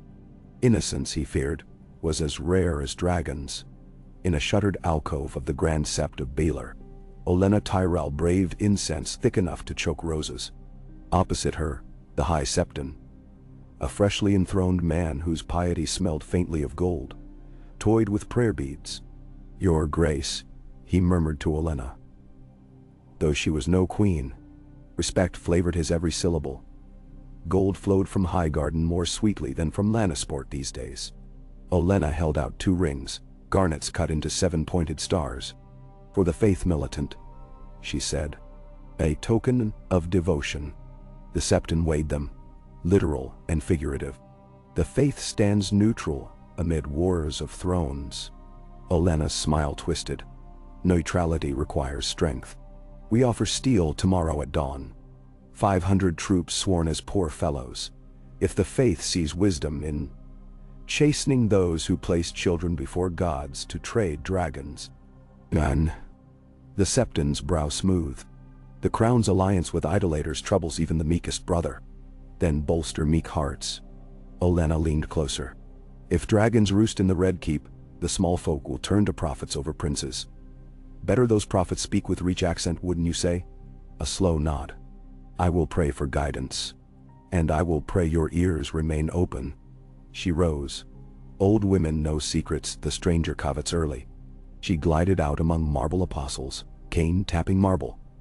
The faintest scent of summer wine followed, heady and dangerous. That same evening, Tyrion Lannister met the Lord Commander of the City Watch in a dim counting house near the Street of Flower. An iron-bound chest stood open between them, filled with silver coins stamped by the Iron Bank. Advance pay for 6 months, Tyrion said, voice low. If rioters breach gates, you hold. Not for queen, not for dragons, hold for me. Bronn, face half hidden under black-plumed helmet of the gold cloaks, grinned. Coin smells sweeter than loyalty. But if wildfire lights the alleys, I'm gone all the same. To where coin smells fresher. Bronn flicked 1 piece. Double this and I'll keep lads until dragon roasts my cock. Tyrion's smile was a grimace. Done. But you'll wish roast over what my sister promises deserters. Bronn shrugged, closed chest with clang. I've no sister. Makes life simpler. He hefted treasure onto shoulder, walked out whistling. Tyrion watched him vanish into dusk haze and wondered which burned hotter, wildfire or betrayal. Arya Stark's name had not been spoken in the halls of House Stark for months, yet her ghost drifted in every war tent along the Green Fork where northern banners assemble. In one such tent, Jon Snow, Lord Commander no more, but brother to a cause larger than walls of ice, bent over map with Robert Glover and Mage Mormont. Brienne's raven perched on crossbeam overhead. Its scroll bore urgent plea from Sansa for patience until the moon turns and the dragon roars. Jon traced route south. If the Dragon Queen allies with Stannis, their combined fleet blockades King's Landing. We march slow, let them break gates, then ride for sister. Glover frowned. And if they war upon each other, then lions remain strong. We strike Riverlands first, carve path of retreat. Lyanna Mormont, 12, yet circled by warriors twice her years, thumped fist to chest. Bears follow wolf. The realm forgets North Cost. We remind them. Endaro. Jon met her ferocity with half smile. He had ridden from Wall after crows. Spoke of wildlings settling gift in peace. The Night's Watch numbered fewer than 200 now. His duty, like ice, had cracked. Here lay another vow. A sister's freedom. He sealed letters to the Vale, to Queen Shireen at Shireen's Pike. A jest scribes would never pen, calling each to stand for winter's children. Then he stepped outside where the Riverlands evening shimmered with frog song, and he watched men sharpening spears while campfires popped. No battle yet, but the smell of it rode currents, pungent as forge smoke. Euron Greyjoy reclined in captain's cabin of the Black Wind, one boot hooked over silken cushion stolen from a Carthene pleasure barge. Wind rocked a lantern light over walls hung with flayed skins depicting half-naked nymphs.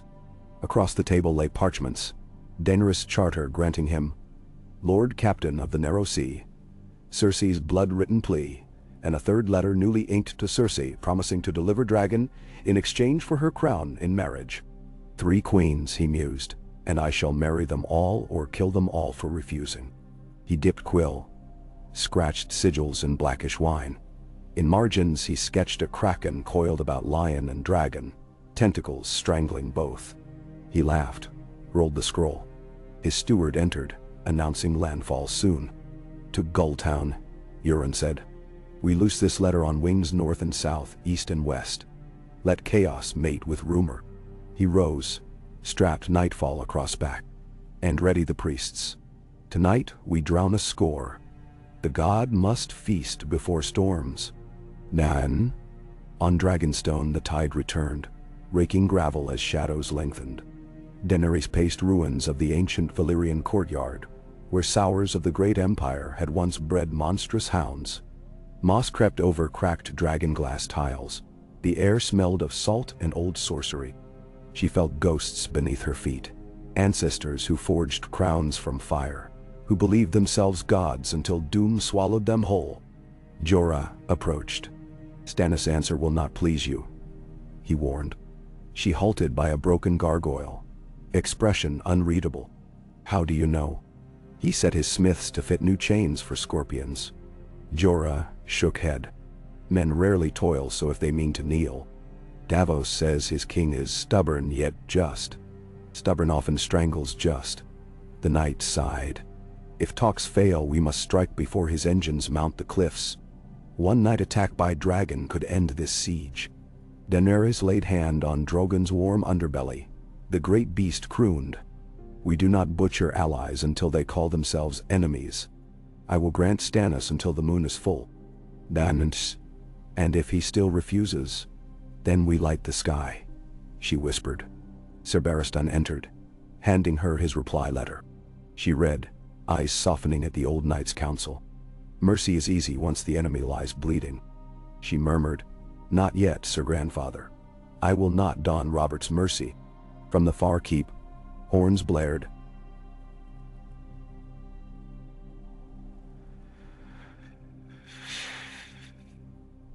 Stannis summons. The parley at dusk took place upon a spit of stone jutting toward choppy surf, lanterns spaced to mark neutral ground. Davos accompanied his king. Melisandre stood back, index finger tracing the ruby that pulsed. On Daenerys' side came Barristan and Grey Worm, Euron perched on a rotted cannon, swaggering grin. Above, Drogon circled thrice, then settled atop the chamber of the stone drum to watch. Stannis bowed stiffly. "I considered your offer. I cannot bend the knee." Daenerys nodded. "I foresaw as much. Yet neither will I war on you." Stannis' next words ground like wheels of stone. "I withdraw my claim and pledge fleet in exchange for a single dragon to ensure justice after victory." A shocked breath swept Daenerys' retinue. Even Euron's grin faltered. Stannis raised hand to still them. "Hear me. The Iron Throne should seat rightful blood. But too many claim that blood. I serve the realm. If realm needs dragons to end Cersei, so be it. Grant me the beast until the city falls. Then I return it, and you sit queen. I accept hand if you still wish." Melisandre's gasp cut through gloom. She moved to protest, but Stannis glared. "I command, not you." Daenerys studied the man whose words wavered between iron and smoke. "A dragon is no catapult alone. They bond in blood. But I see you mean more than pride. Your ships and soldiers, and my name," Stannis said. "Baratheon banners still sway hearts south. Unite them with dragons and lions shatter." Euron sprang from cannon. Why ship a stag when a kraken already chokes narrow sea? He bowed to Daenerys. "Give me the dragon instead." Drogon roared from cliff, sparking lanterns into frantic flicker. Euron laughed, retreated 2 steps. Daenerys weighed possibilities. She glimpsed Barristan's eyes, caution. Grey worms, readiness. Davos, glint of hope. And Stannis, etched lines of duty more than desire. She spoke. "No dragon leaves my side until I sit the Iron Throne, but..." She lifted hand before protests. "Your fleet sails under Targaryen banner. Baratheon oathbreakers may regret their rebellion. You swear fealty now, and after victory, in return you command half our host. Your sigil flies beneath mine." Stannis' throat tightened. Pride clashed with calculation. Davos murmured, "Your Grace, any knot is easier cut than tied anew." Stannis exhaled.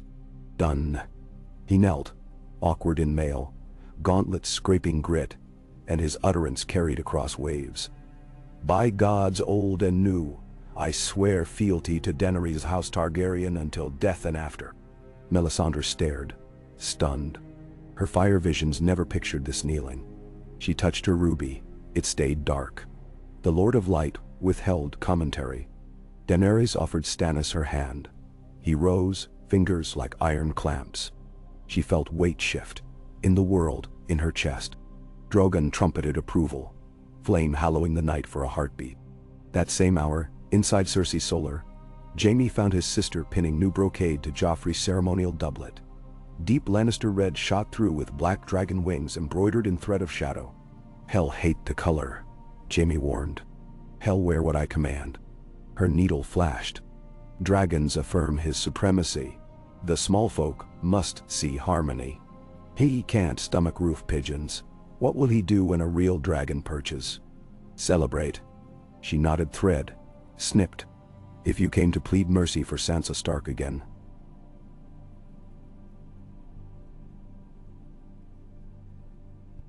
Jaime shut door. "I came to warn you. Bronze cloaks grow fat with coin. Someone buys their swords beyond your purse." "Nan?" Cersei straightened, nostrils flaring. "Tyrion, of course. He judges me unfit to defend father's house. Very well. I appoint you commander of the city watch. Replace disloyal officers." Jaime hesitated. "You know how men speak of kingslayers. Now you would make me oathbreaker again. You never broke oath to me." She stepped close, voice silk, and saw. "I need only trust in this court. Swear you'll defend my son until the last flame dies." "Now?" "Now?" Jaime looked into eyes still capable of gentleness. He saw a girl who once climbed towers for his hand. He also saw wildfire jars, and the memory of a mad king whispering, "Burn them all." He said, "I will try." Not enough. She placed his gold hand upon the embroidered dragon. We win or we die. There is no try. He pulled back, heart pounding. In that instant, he no longer knew whether the queen before him guarded Joffrey or the wildfire. Midnight found Varys in a forgotten niche atop the city wall, fingering the pulse at his own throat, while below the black water lapped oily and still. A crow perched, feathers slick as coal, stared with intelligent malice. Varys whispered to darkness. Soon a torch falls, and all our webs burst aflame. He thought of the little bird who had braved rooftops for Sansa's letter. She now lay feverish from infected scrape, barely breathing in whispering wood cellar. When kingdoms clashed, those who bled first were never kings. His mind drifted to a secret room deeper yet beneath city, where he hid a small iron crate. Inside, a conch shell of pale blue, decorated by a silver trident, a gift from a Braavosi friend. Blow this when hope fails. The Titan's horn they called it. Summons to unsheathe Braavos' iron arsenal. Varys had never intended to use it. Its note might call a fleet, or a lone, or an assassin. But as wildfire and dragonfire converged, he wondered how many horns the realm might yet endure. He stepped back from the wall, robes whispering, and resolved. If the queen lit wildfire, the eunuch would blow Braavos' horn, and the world would know whether gold or silence proved mightier. Dawn of the full moon rose over Riverland's tents painted frost white. Jon Snow donned mail, mounted a patient gray courser. Robb Stark had once ridden ahead of such a host. Ghosts trotted now at Jon's side, whispering siblings' names lost to wars still fresh. He signaled banners forward, 4,000 men under wolf and trout and bear. They marched toward Harrenhal, that charred testament to Dragon's wrath. Jon sought to claim it as rallying tower for Northern Storm. Behind him, Arya's letters, ravens penned in shaky hand, detailed city rumors of dragons. They were real, she swore, and one blacker than midnight. Each word bled longing to see it soar. Jon vowed to show her a world free of cages first. As columns churned mud, a scout raced back. Ironborn sails on the horizon, my lord. Black kraken banners. Jon frowned. On Red Fork? Ay. Sailing upriver. They fly Targaryen dragon beneath. Jon's heart thumped. Euron's doing.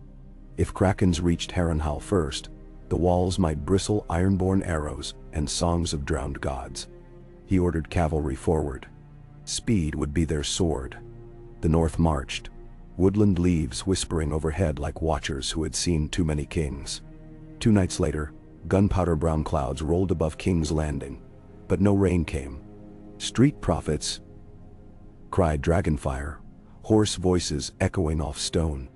In Flea Bottom, children chased each other with sticks for wings, shouting, "Burn!"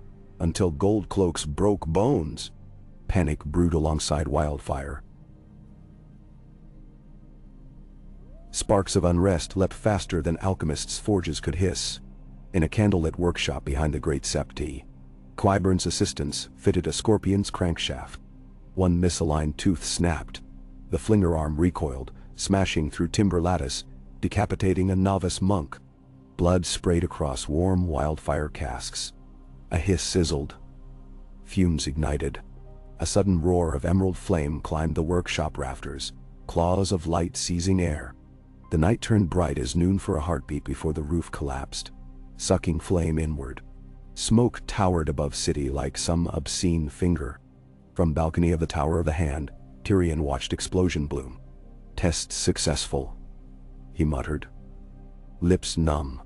He thought of bronze men deserting at first whiff of green. He drained the dregs of arbor red, and prepared to draft another raven. Iron Bank, urgent. Send ships south quicker than promise. At Dragonstone's yard, Stannis soldiers drilled shoulder to shoulder, beside unsullied phalanx. The two forces eyed each other's formations with wary respect. The Baratheon men fierce and seasoned but fluid, the eunuchs rigid, immaculate. Davos rode the line praising both. Daenerys watched from low wall. She felt tide shifting, 2 currents merging to propel her west. She sensed winds already under Drogon's wings, impatient. She turned to Missandei. Write to the Vale, to Dorne, to Riverrun. Tell them the Dragonstag Alliance comes, demanding oaths but offering clemency if they rise before lions burn them all." Missandei nodded, quill ready. Euron strolled up, casual as ever. "Word from my ravens." Ironborn seized Maidenpool, hoisting dragon flag. "A gift, or an excuse to raid," Daenerys said. "Both. But gifts should please and terrify." He grinned. "Now, about our marriage." She stepped close, eyes like frozen flame. "Sail as commanded, Kraken. Court me again after war, if any king's land remains." He bowed exaggeratedly. "War first, weddings after. Story of my life." On the King's Road north of King's Landing, Brienne of Tarth rode at vanguard of a grim wedge of Riverland's Garrons. Blackfish Brynden trotted beside. They'd marched 3 days from Riverrun, ghosts of Harding's Ford behind. At dusk, smoke column. From the city-tinted sky, the sickly green of poisoned olives. "Wildfire," the Blackfish muttered. "The lioness prepares pyre for dragon." Brienne tightened hold on Oathkeeper. "And for Sansa." They halted at a crossroads inn to Watermounts. Inside, the innkeep trembled, telling them of city rumors. Dragons arriving, Tyrell scheming, gold cloaks at half strength. The old knight listened, drank ale, then leaned to Brienne. "If wildfire lights, the gates will swing wide. People fleeing. We slip in with crowd." Brienne nodded, though dread pooled in her stomach. She had sworn to keep Sansa safe, but not even forged Valyrian steel could parry rivers of flame. On a starlit deck of Storm's Song,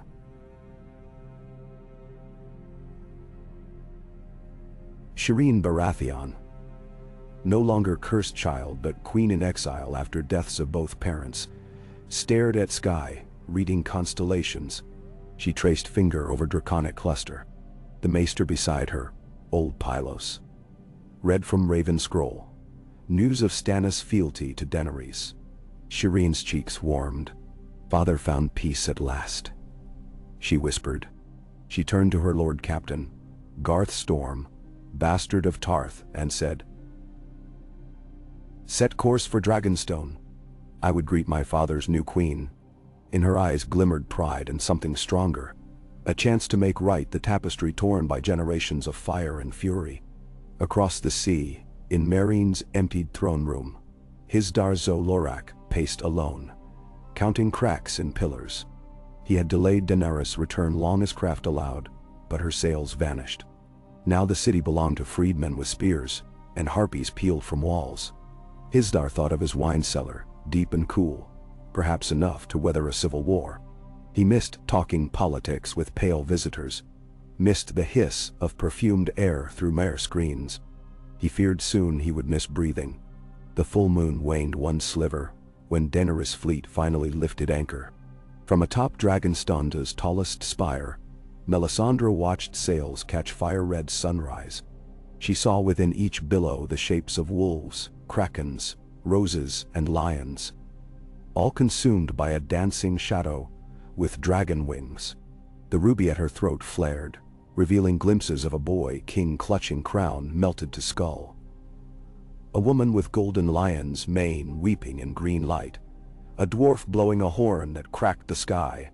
She gasped, raising hands to block visions. But the red god whispered, "All fires need blood." She turned to find Davos behind, face haggard. "What did you see?" he whispered. "Hope. And its price." The narrow sea stretched ahead, a slate mirror glimpsing storms. Daenerys stood at Balerion's grace prow, silver hair whipping, Drogon soaring overhead. Beside her, Stannis pointed iron-gloved hand. "When we strike Blackwater mouth, we sail upriver, under dragon." He nodded to huge mast-top cage newly fitted, empty now, awaiting occupant. "Make men believe it even before they see fire." Dany frowned at cage. "Dragons do not ride cages. They ride fear." Stannis' jaw worked. "A show, nothing more. We need harbor chain lowered." Small folk will open gates if they think dragon within. She exhaled. Perhaps Viserion, the gentlest. Only for March, Stannis said. Your beast returns to you once walls breach. Her heart ached at notion of chaining any child. But thousands of lives might spare if fear pried gates. She pressed palm to rough rail, nodding. One night only. In the rigging, sailors whispered prayers, some to Arlor, some to Seven, some to drowned God.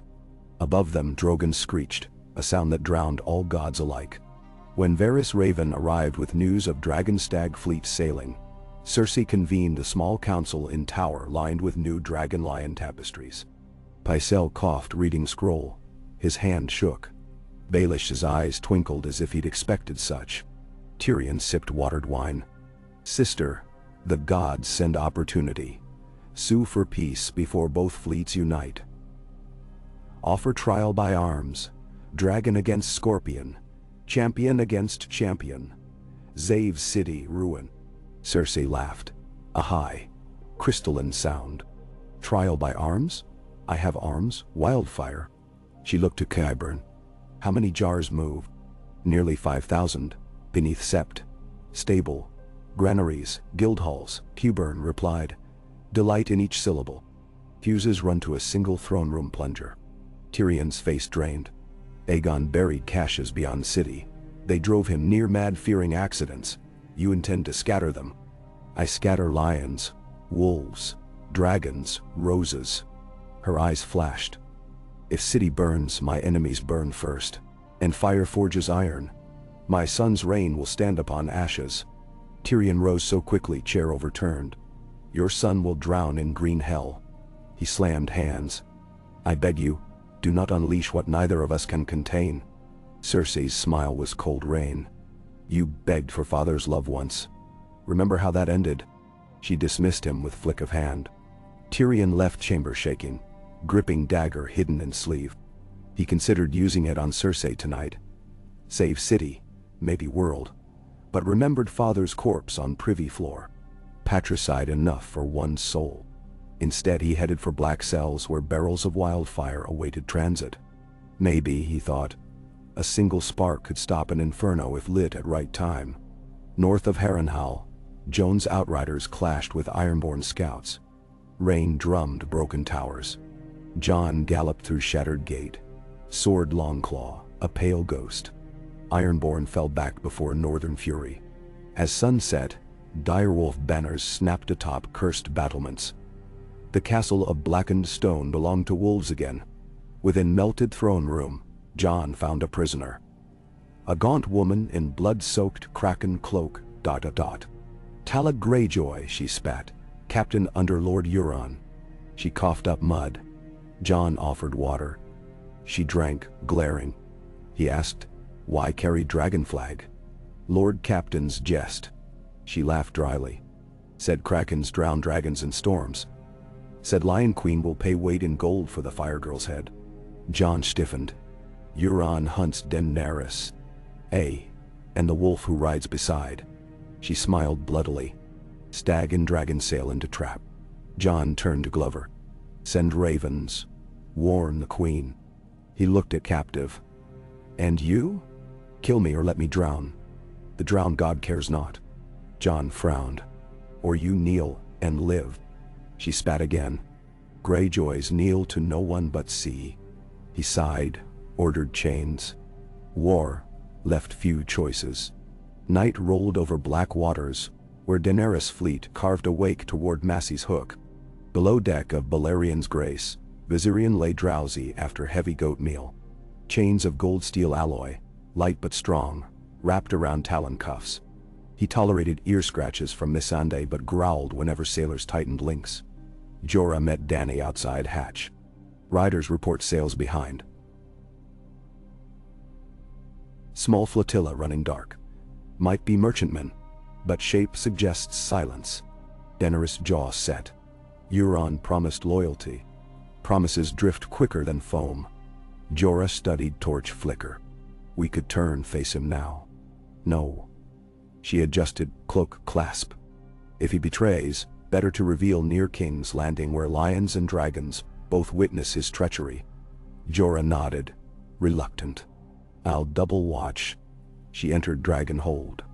Viserion nuzzled her, ice-green eyes reflecting lantern. She rubbed his snout. Just a cage for one night, sweetling. The dragon snorted sparks that did not catch on damp boards, but filled the space with acrid scent. She whispered Valyrian lullaby until his eyelids drooped. Then she climbed ladder, heart heavy. Above, moon-painted silver track over water, while far ahead storm clouds brewed, flickering with sheet lightning, like wildfire contained within black cauldron of sky. As the fleet rounded Blackwater Bay 3 nights later, every tower of King's Landing glittered with torches. Cersei stood atop the walls in new black armor traced with crimson lions, Qyburn beside plunger lever. Overhead, scorpions waited loaded with glass spheres of wildfire, crews wearing blindfolds lest fear unman them. Below, small folk thronged docks cheering at rumor the Dragon Queen came as friend. Cersei's agents had circulated pamphlets. Daenerys weds Joffrey tomorrow, brings dragon as dowry. Banners combining lion and dragon hung from Septi steeples. Hope shone in starving faces. Hope of peace, bread, maybe spectacle. Tyrion observed, crushed between Red Keep's stone fangs. He knew what green jars lurked beneath crowds' feet. He slipped down a postern, disguised in hood. Through secret tunnels he hurried to Qyburn's fuse room. 2 guards blocked door. He offered them wineskins laced with dream wine. The men drank, slumped silently. Tyrion stepped inside, found Master Fuse. Rope soaked in pitch leading into labyrinth. He uncoiled a flask of river water, doused cord until sodden, then cut span and replaced with plain twine. He prayed this would buy time enough. When he emerged, shouts echoed through streets. "Dragon! Dragon!"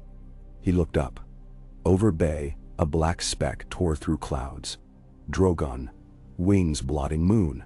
Behind, sails of Baratheon and Targaryen, fleets glimmered under lanterns. Cersei raised gauntleted fist. Scorpions cranked. She watched as a second shape came into view. Viserion, smaller, white scales gilded by torches, bound in golden cage, lashed a mast of the fury. The crowd gasped in awe. Cersei's lip curled delighting. The beast delivered. Yet chain shimmered. Dragon crooned sadly. Beside her, Joffrey squealed with triumph. Crossbow clutched. Mine. On distant decks, Davos shouted orders to lower harbor chain. Baratheon sailors cheered as gates swung. But in blind spot of moonlight, the silence slid coral dark, oars muffled. Euron at prow. He raised hand. Arrows tipped with blackstone glass sword, aimed not at city but Fury's mast. 3 struck chain. Golden links shattered. Cage tilted. Viserion shrieked, tumbled free. Sailors screamed as wings beat circles of confusion.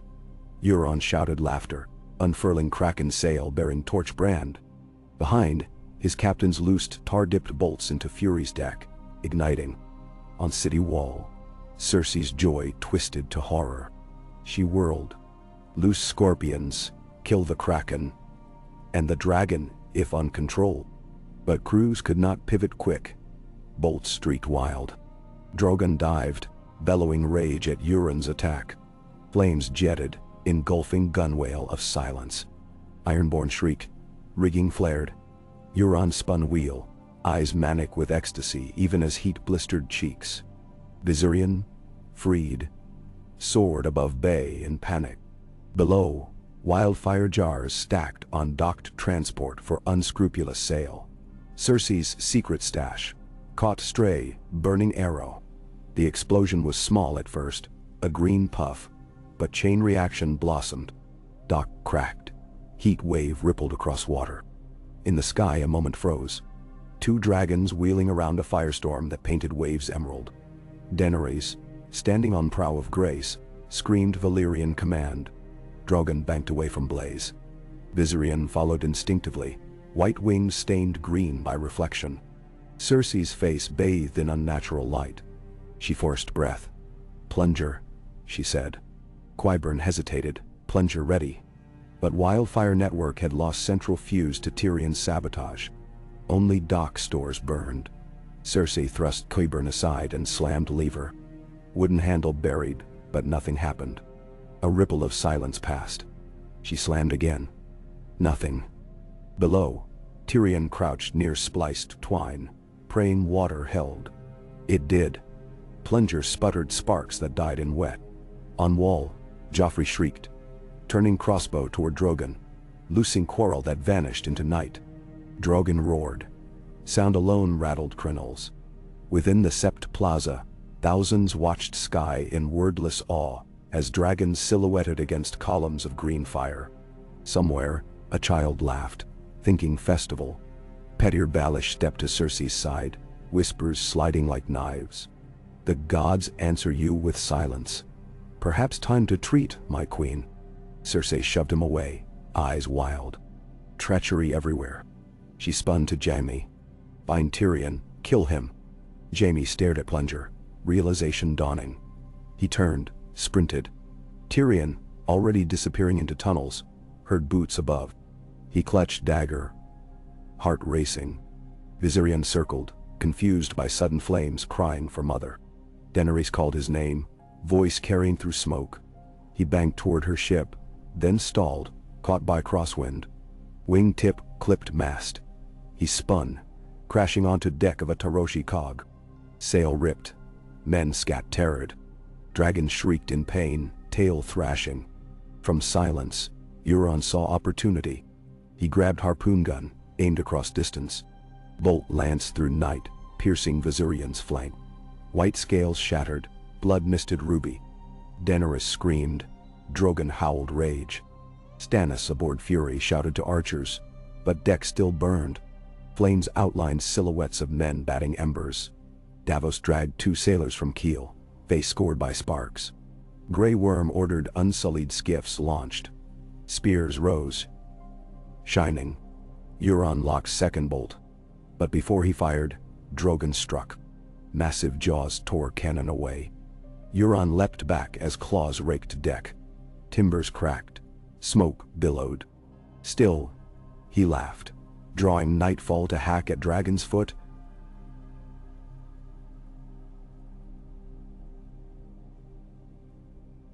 Sparks flying. Drogon flinched, but Daenerys' voice rang command. Great tails smashed Silence's stern castle. Kraken ship lurched, listing. Euron tumbled, rolled, came up blood-soaked, fury incandescent. He looked up just in time to see Drogon inhale. Flame engulfed quarterdeck. Figures ran ablaze, plunging into bay. Euron disappeared in smoke, dead or drowning, none could tell. Viserion thrashed, bolt buried deep. Daenerys leapt from her prow onto cog, Barristan at her side. She stroked Dragon's neck, whispered. Sailors brought axe to sever bolt shaft. With combined heave, they snapped wood. Barristan shoved stump free.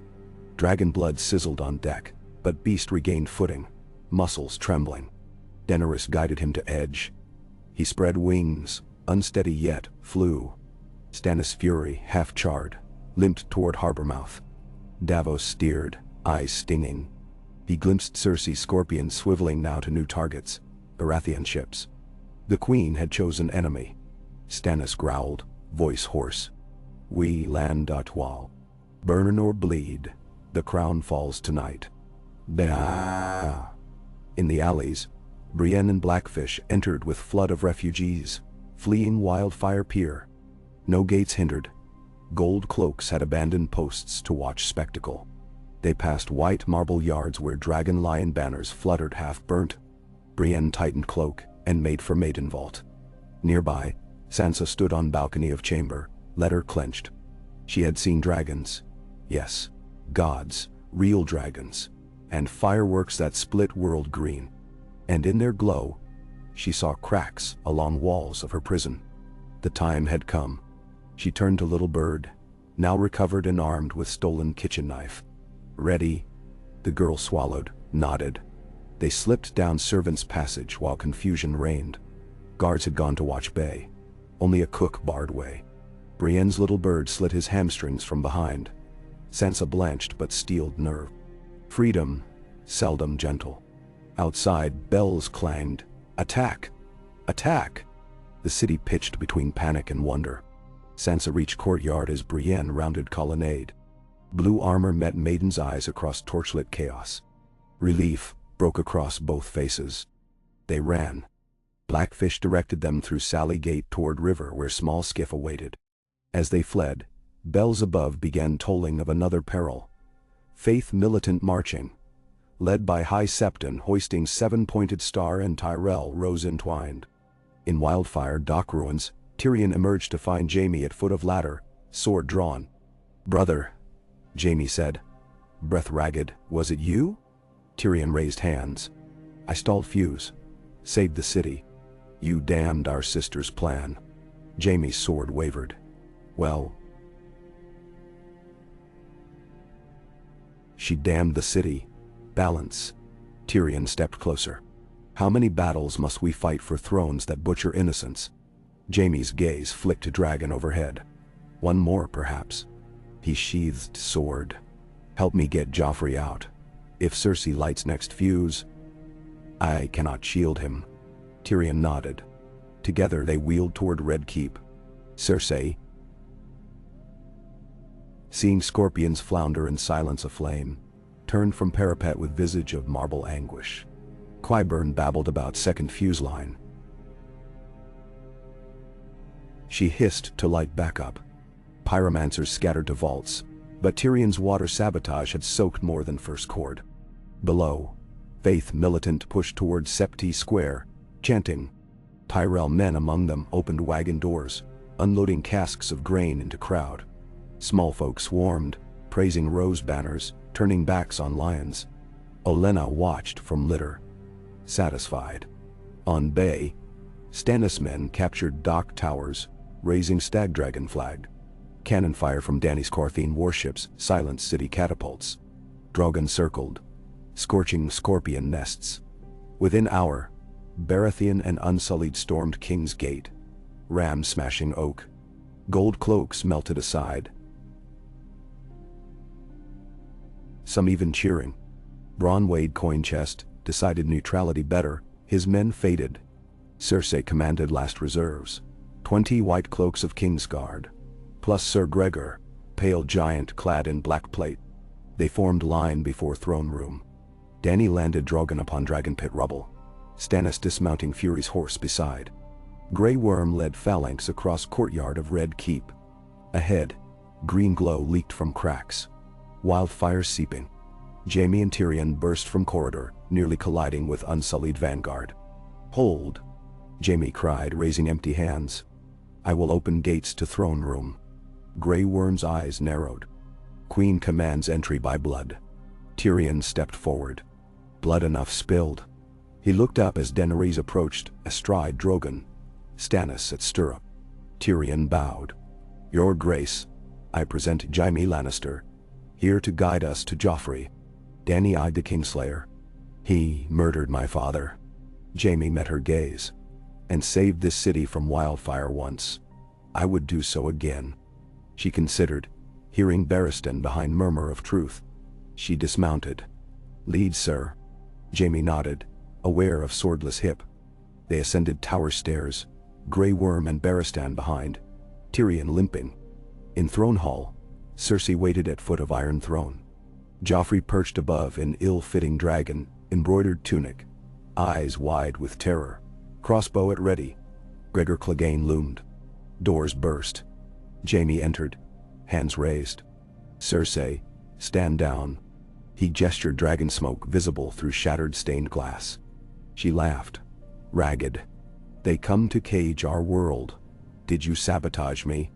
Jaime said nothing. Daenerys strode in, silver hair matted with soot. Barristan at side. Cersei's jaw clenched. "So the Whore of Ashes arrives." Dany lifted chin. "Your reign ends. Kneel, and your son lives." "Nah." Joffrey squealed, aiming crossbow. "Your dragon burned my fleet. I'll flay its head for walls." Bolt flew, clattering off Barristan's shield. The old knight advanced. Gregor stepped to block, mace raised. Stannis followed, voice booming. In name of realm. Surrender. He brandished war banner. Cersei looked to Qyburn. He slipped along wall towards secret lever behind tapestry. Last wildfire failsafe. Sansa's little bird, hiding behind pillar. Dillium Delar. Saul. She remembered, eunuch's promise. Dagger clenched. She sprang, stabbing Qyburn's wrist. Lever froze. He screamed. Wildfire jar cracked at vibration, but did not burst. Chaos erupted. Gregor swung mace at Barristan. Blow rattled Old Knight's arm. Grey Worm lunged. Spear finding gap near Gorget. The mountain roared, backhanded soldier across hall. Joffrey loaded second bolt. Got. Jaime shouted, climbed steps, grappling with sun. Bolt misfired. Skittering. Joffrey bit Jaime's hand. Gold fingers useless. Jaime shoved, boy toppled, crown clanging down steps. Cersei rushed, pulling dagger. Tyrion intercepted, catching blade in forearm. Blood spurted. Cersei hissed. Jaime blocked. Sister, he cried, tears mixing with sweat. Stop. Gregor lunged at Daenerys. Drogon erupted through shattered window, jaws snapping mountain mid-stride. Teeth closed, armor crumpled. Gregor's scream cut short as Dragon shook him like ragdoll, then hurled corpse into burning tapestry. Wildfire jar cracked by earlier blow now rolled toward flame. Tyrion saw, shouted. Drogon pivoted, exhaled precise jet. Melting jar before ignition. Glass turning slag. Barristan disarmed remaining Kingsguard with fluid fury. Stannis planted banner before throne. Stag and dragon joined. Cersei, breath ragged, backed against iron blades. Jaime stepped closer, tears. It's over. She looked from melted mountain to sun, cradled by Barristan. Joffrey sobbing. Crossbow gone. Her dagger trembled. Better ashes than chains, she whispered. She raised blade to throat. Jaime seized wrist, pleading. Daenerys approached, eyes bright with sorrow. Live Cersei, and see the peace you denied. Cersei stared into Dragon Queen's face. Saw younger woman, fiercer mother. Hand relaxed. Dagger fell, clattering. Outside bells rang, this time not alarm, but surrender. 3 days later. Smoke still curled above city, but streets bustled with carts of bread, unspoiled by wildfire. Tyrell grain wagons entered freely. Faith militant disarmed, blessing union of fire and stag and rose. Euron's body never found. Rumors claimed Kraken escaped beneath bay. In throne room repaired of scorches, Daenerys sat iron throne for first time. Her white dragon curled behind, wound healed. Jaime knelt beside Joffrey, now no longer king but prince regent, spared upon condition he enter wardship under Tyrells in Highgarden, until manhood measured by mercy.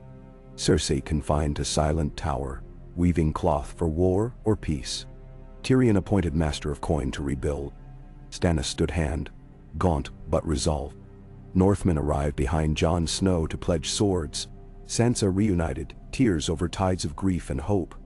Brienne stood guard. Wildfire jars buried again, this time under Dragon's watch. Varys burned his horn.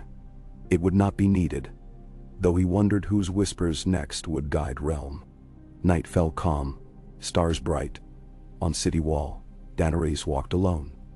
Drogon's wingtip brushing Merlon. She looked over charred docks where green fire had died, across black water that held reflection of a world reborn. Peace tasted ash bitter still, but she savored promise beneath. Beside her, Tyrion arrived, bandaged arms stiff. Victory heavy as throne, he mused. It will lighten when shared, she said. He chuckled. Let us hope so, your grace. Thrones bloom more knives than roses. He bowed, turned. She remained, listening to distant bells. A lullaby now. Far to north, winter snow whispered. But for one breath, the realm rested. cradled between wings and will, balanced on edge of dawn.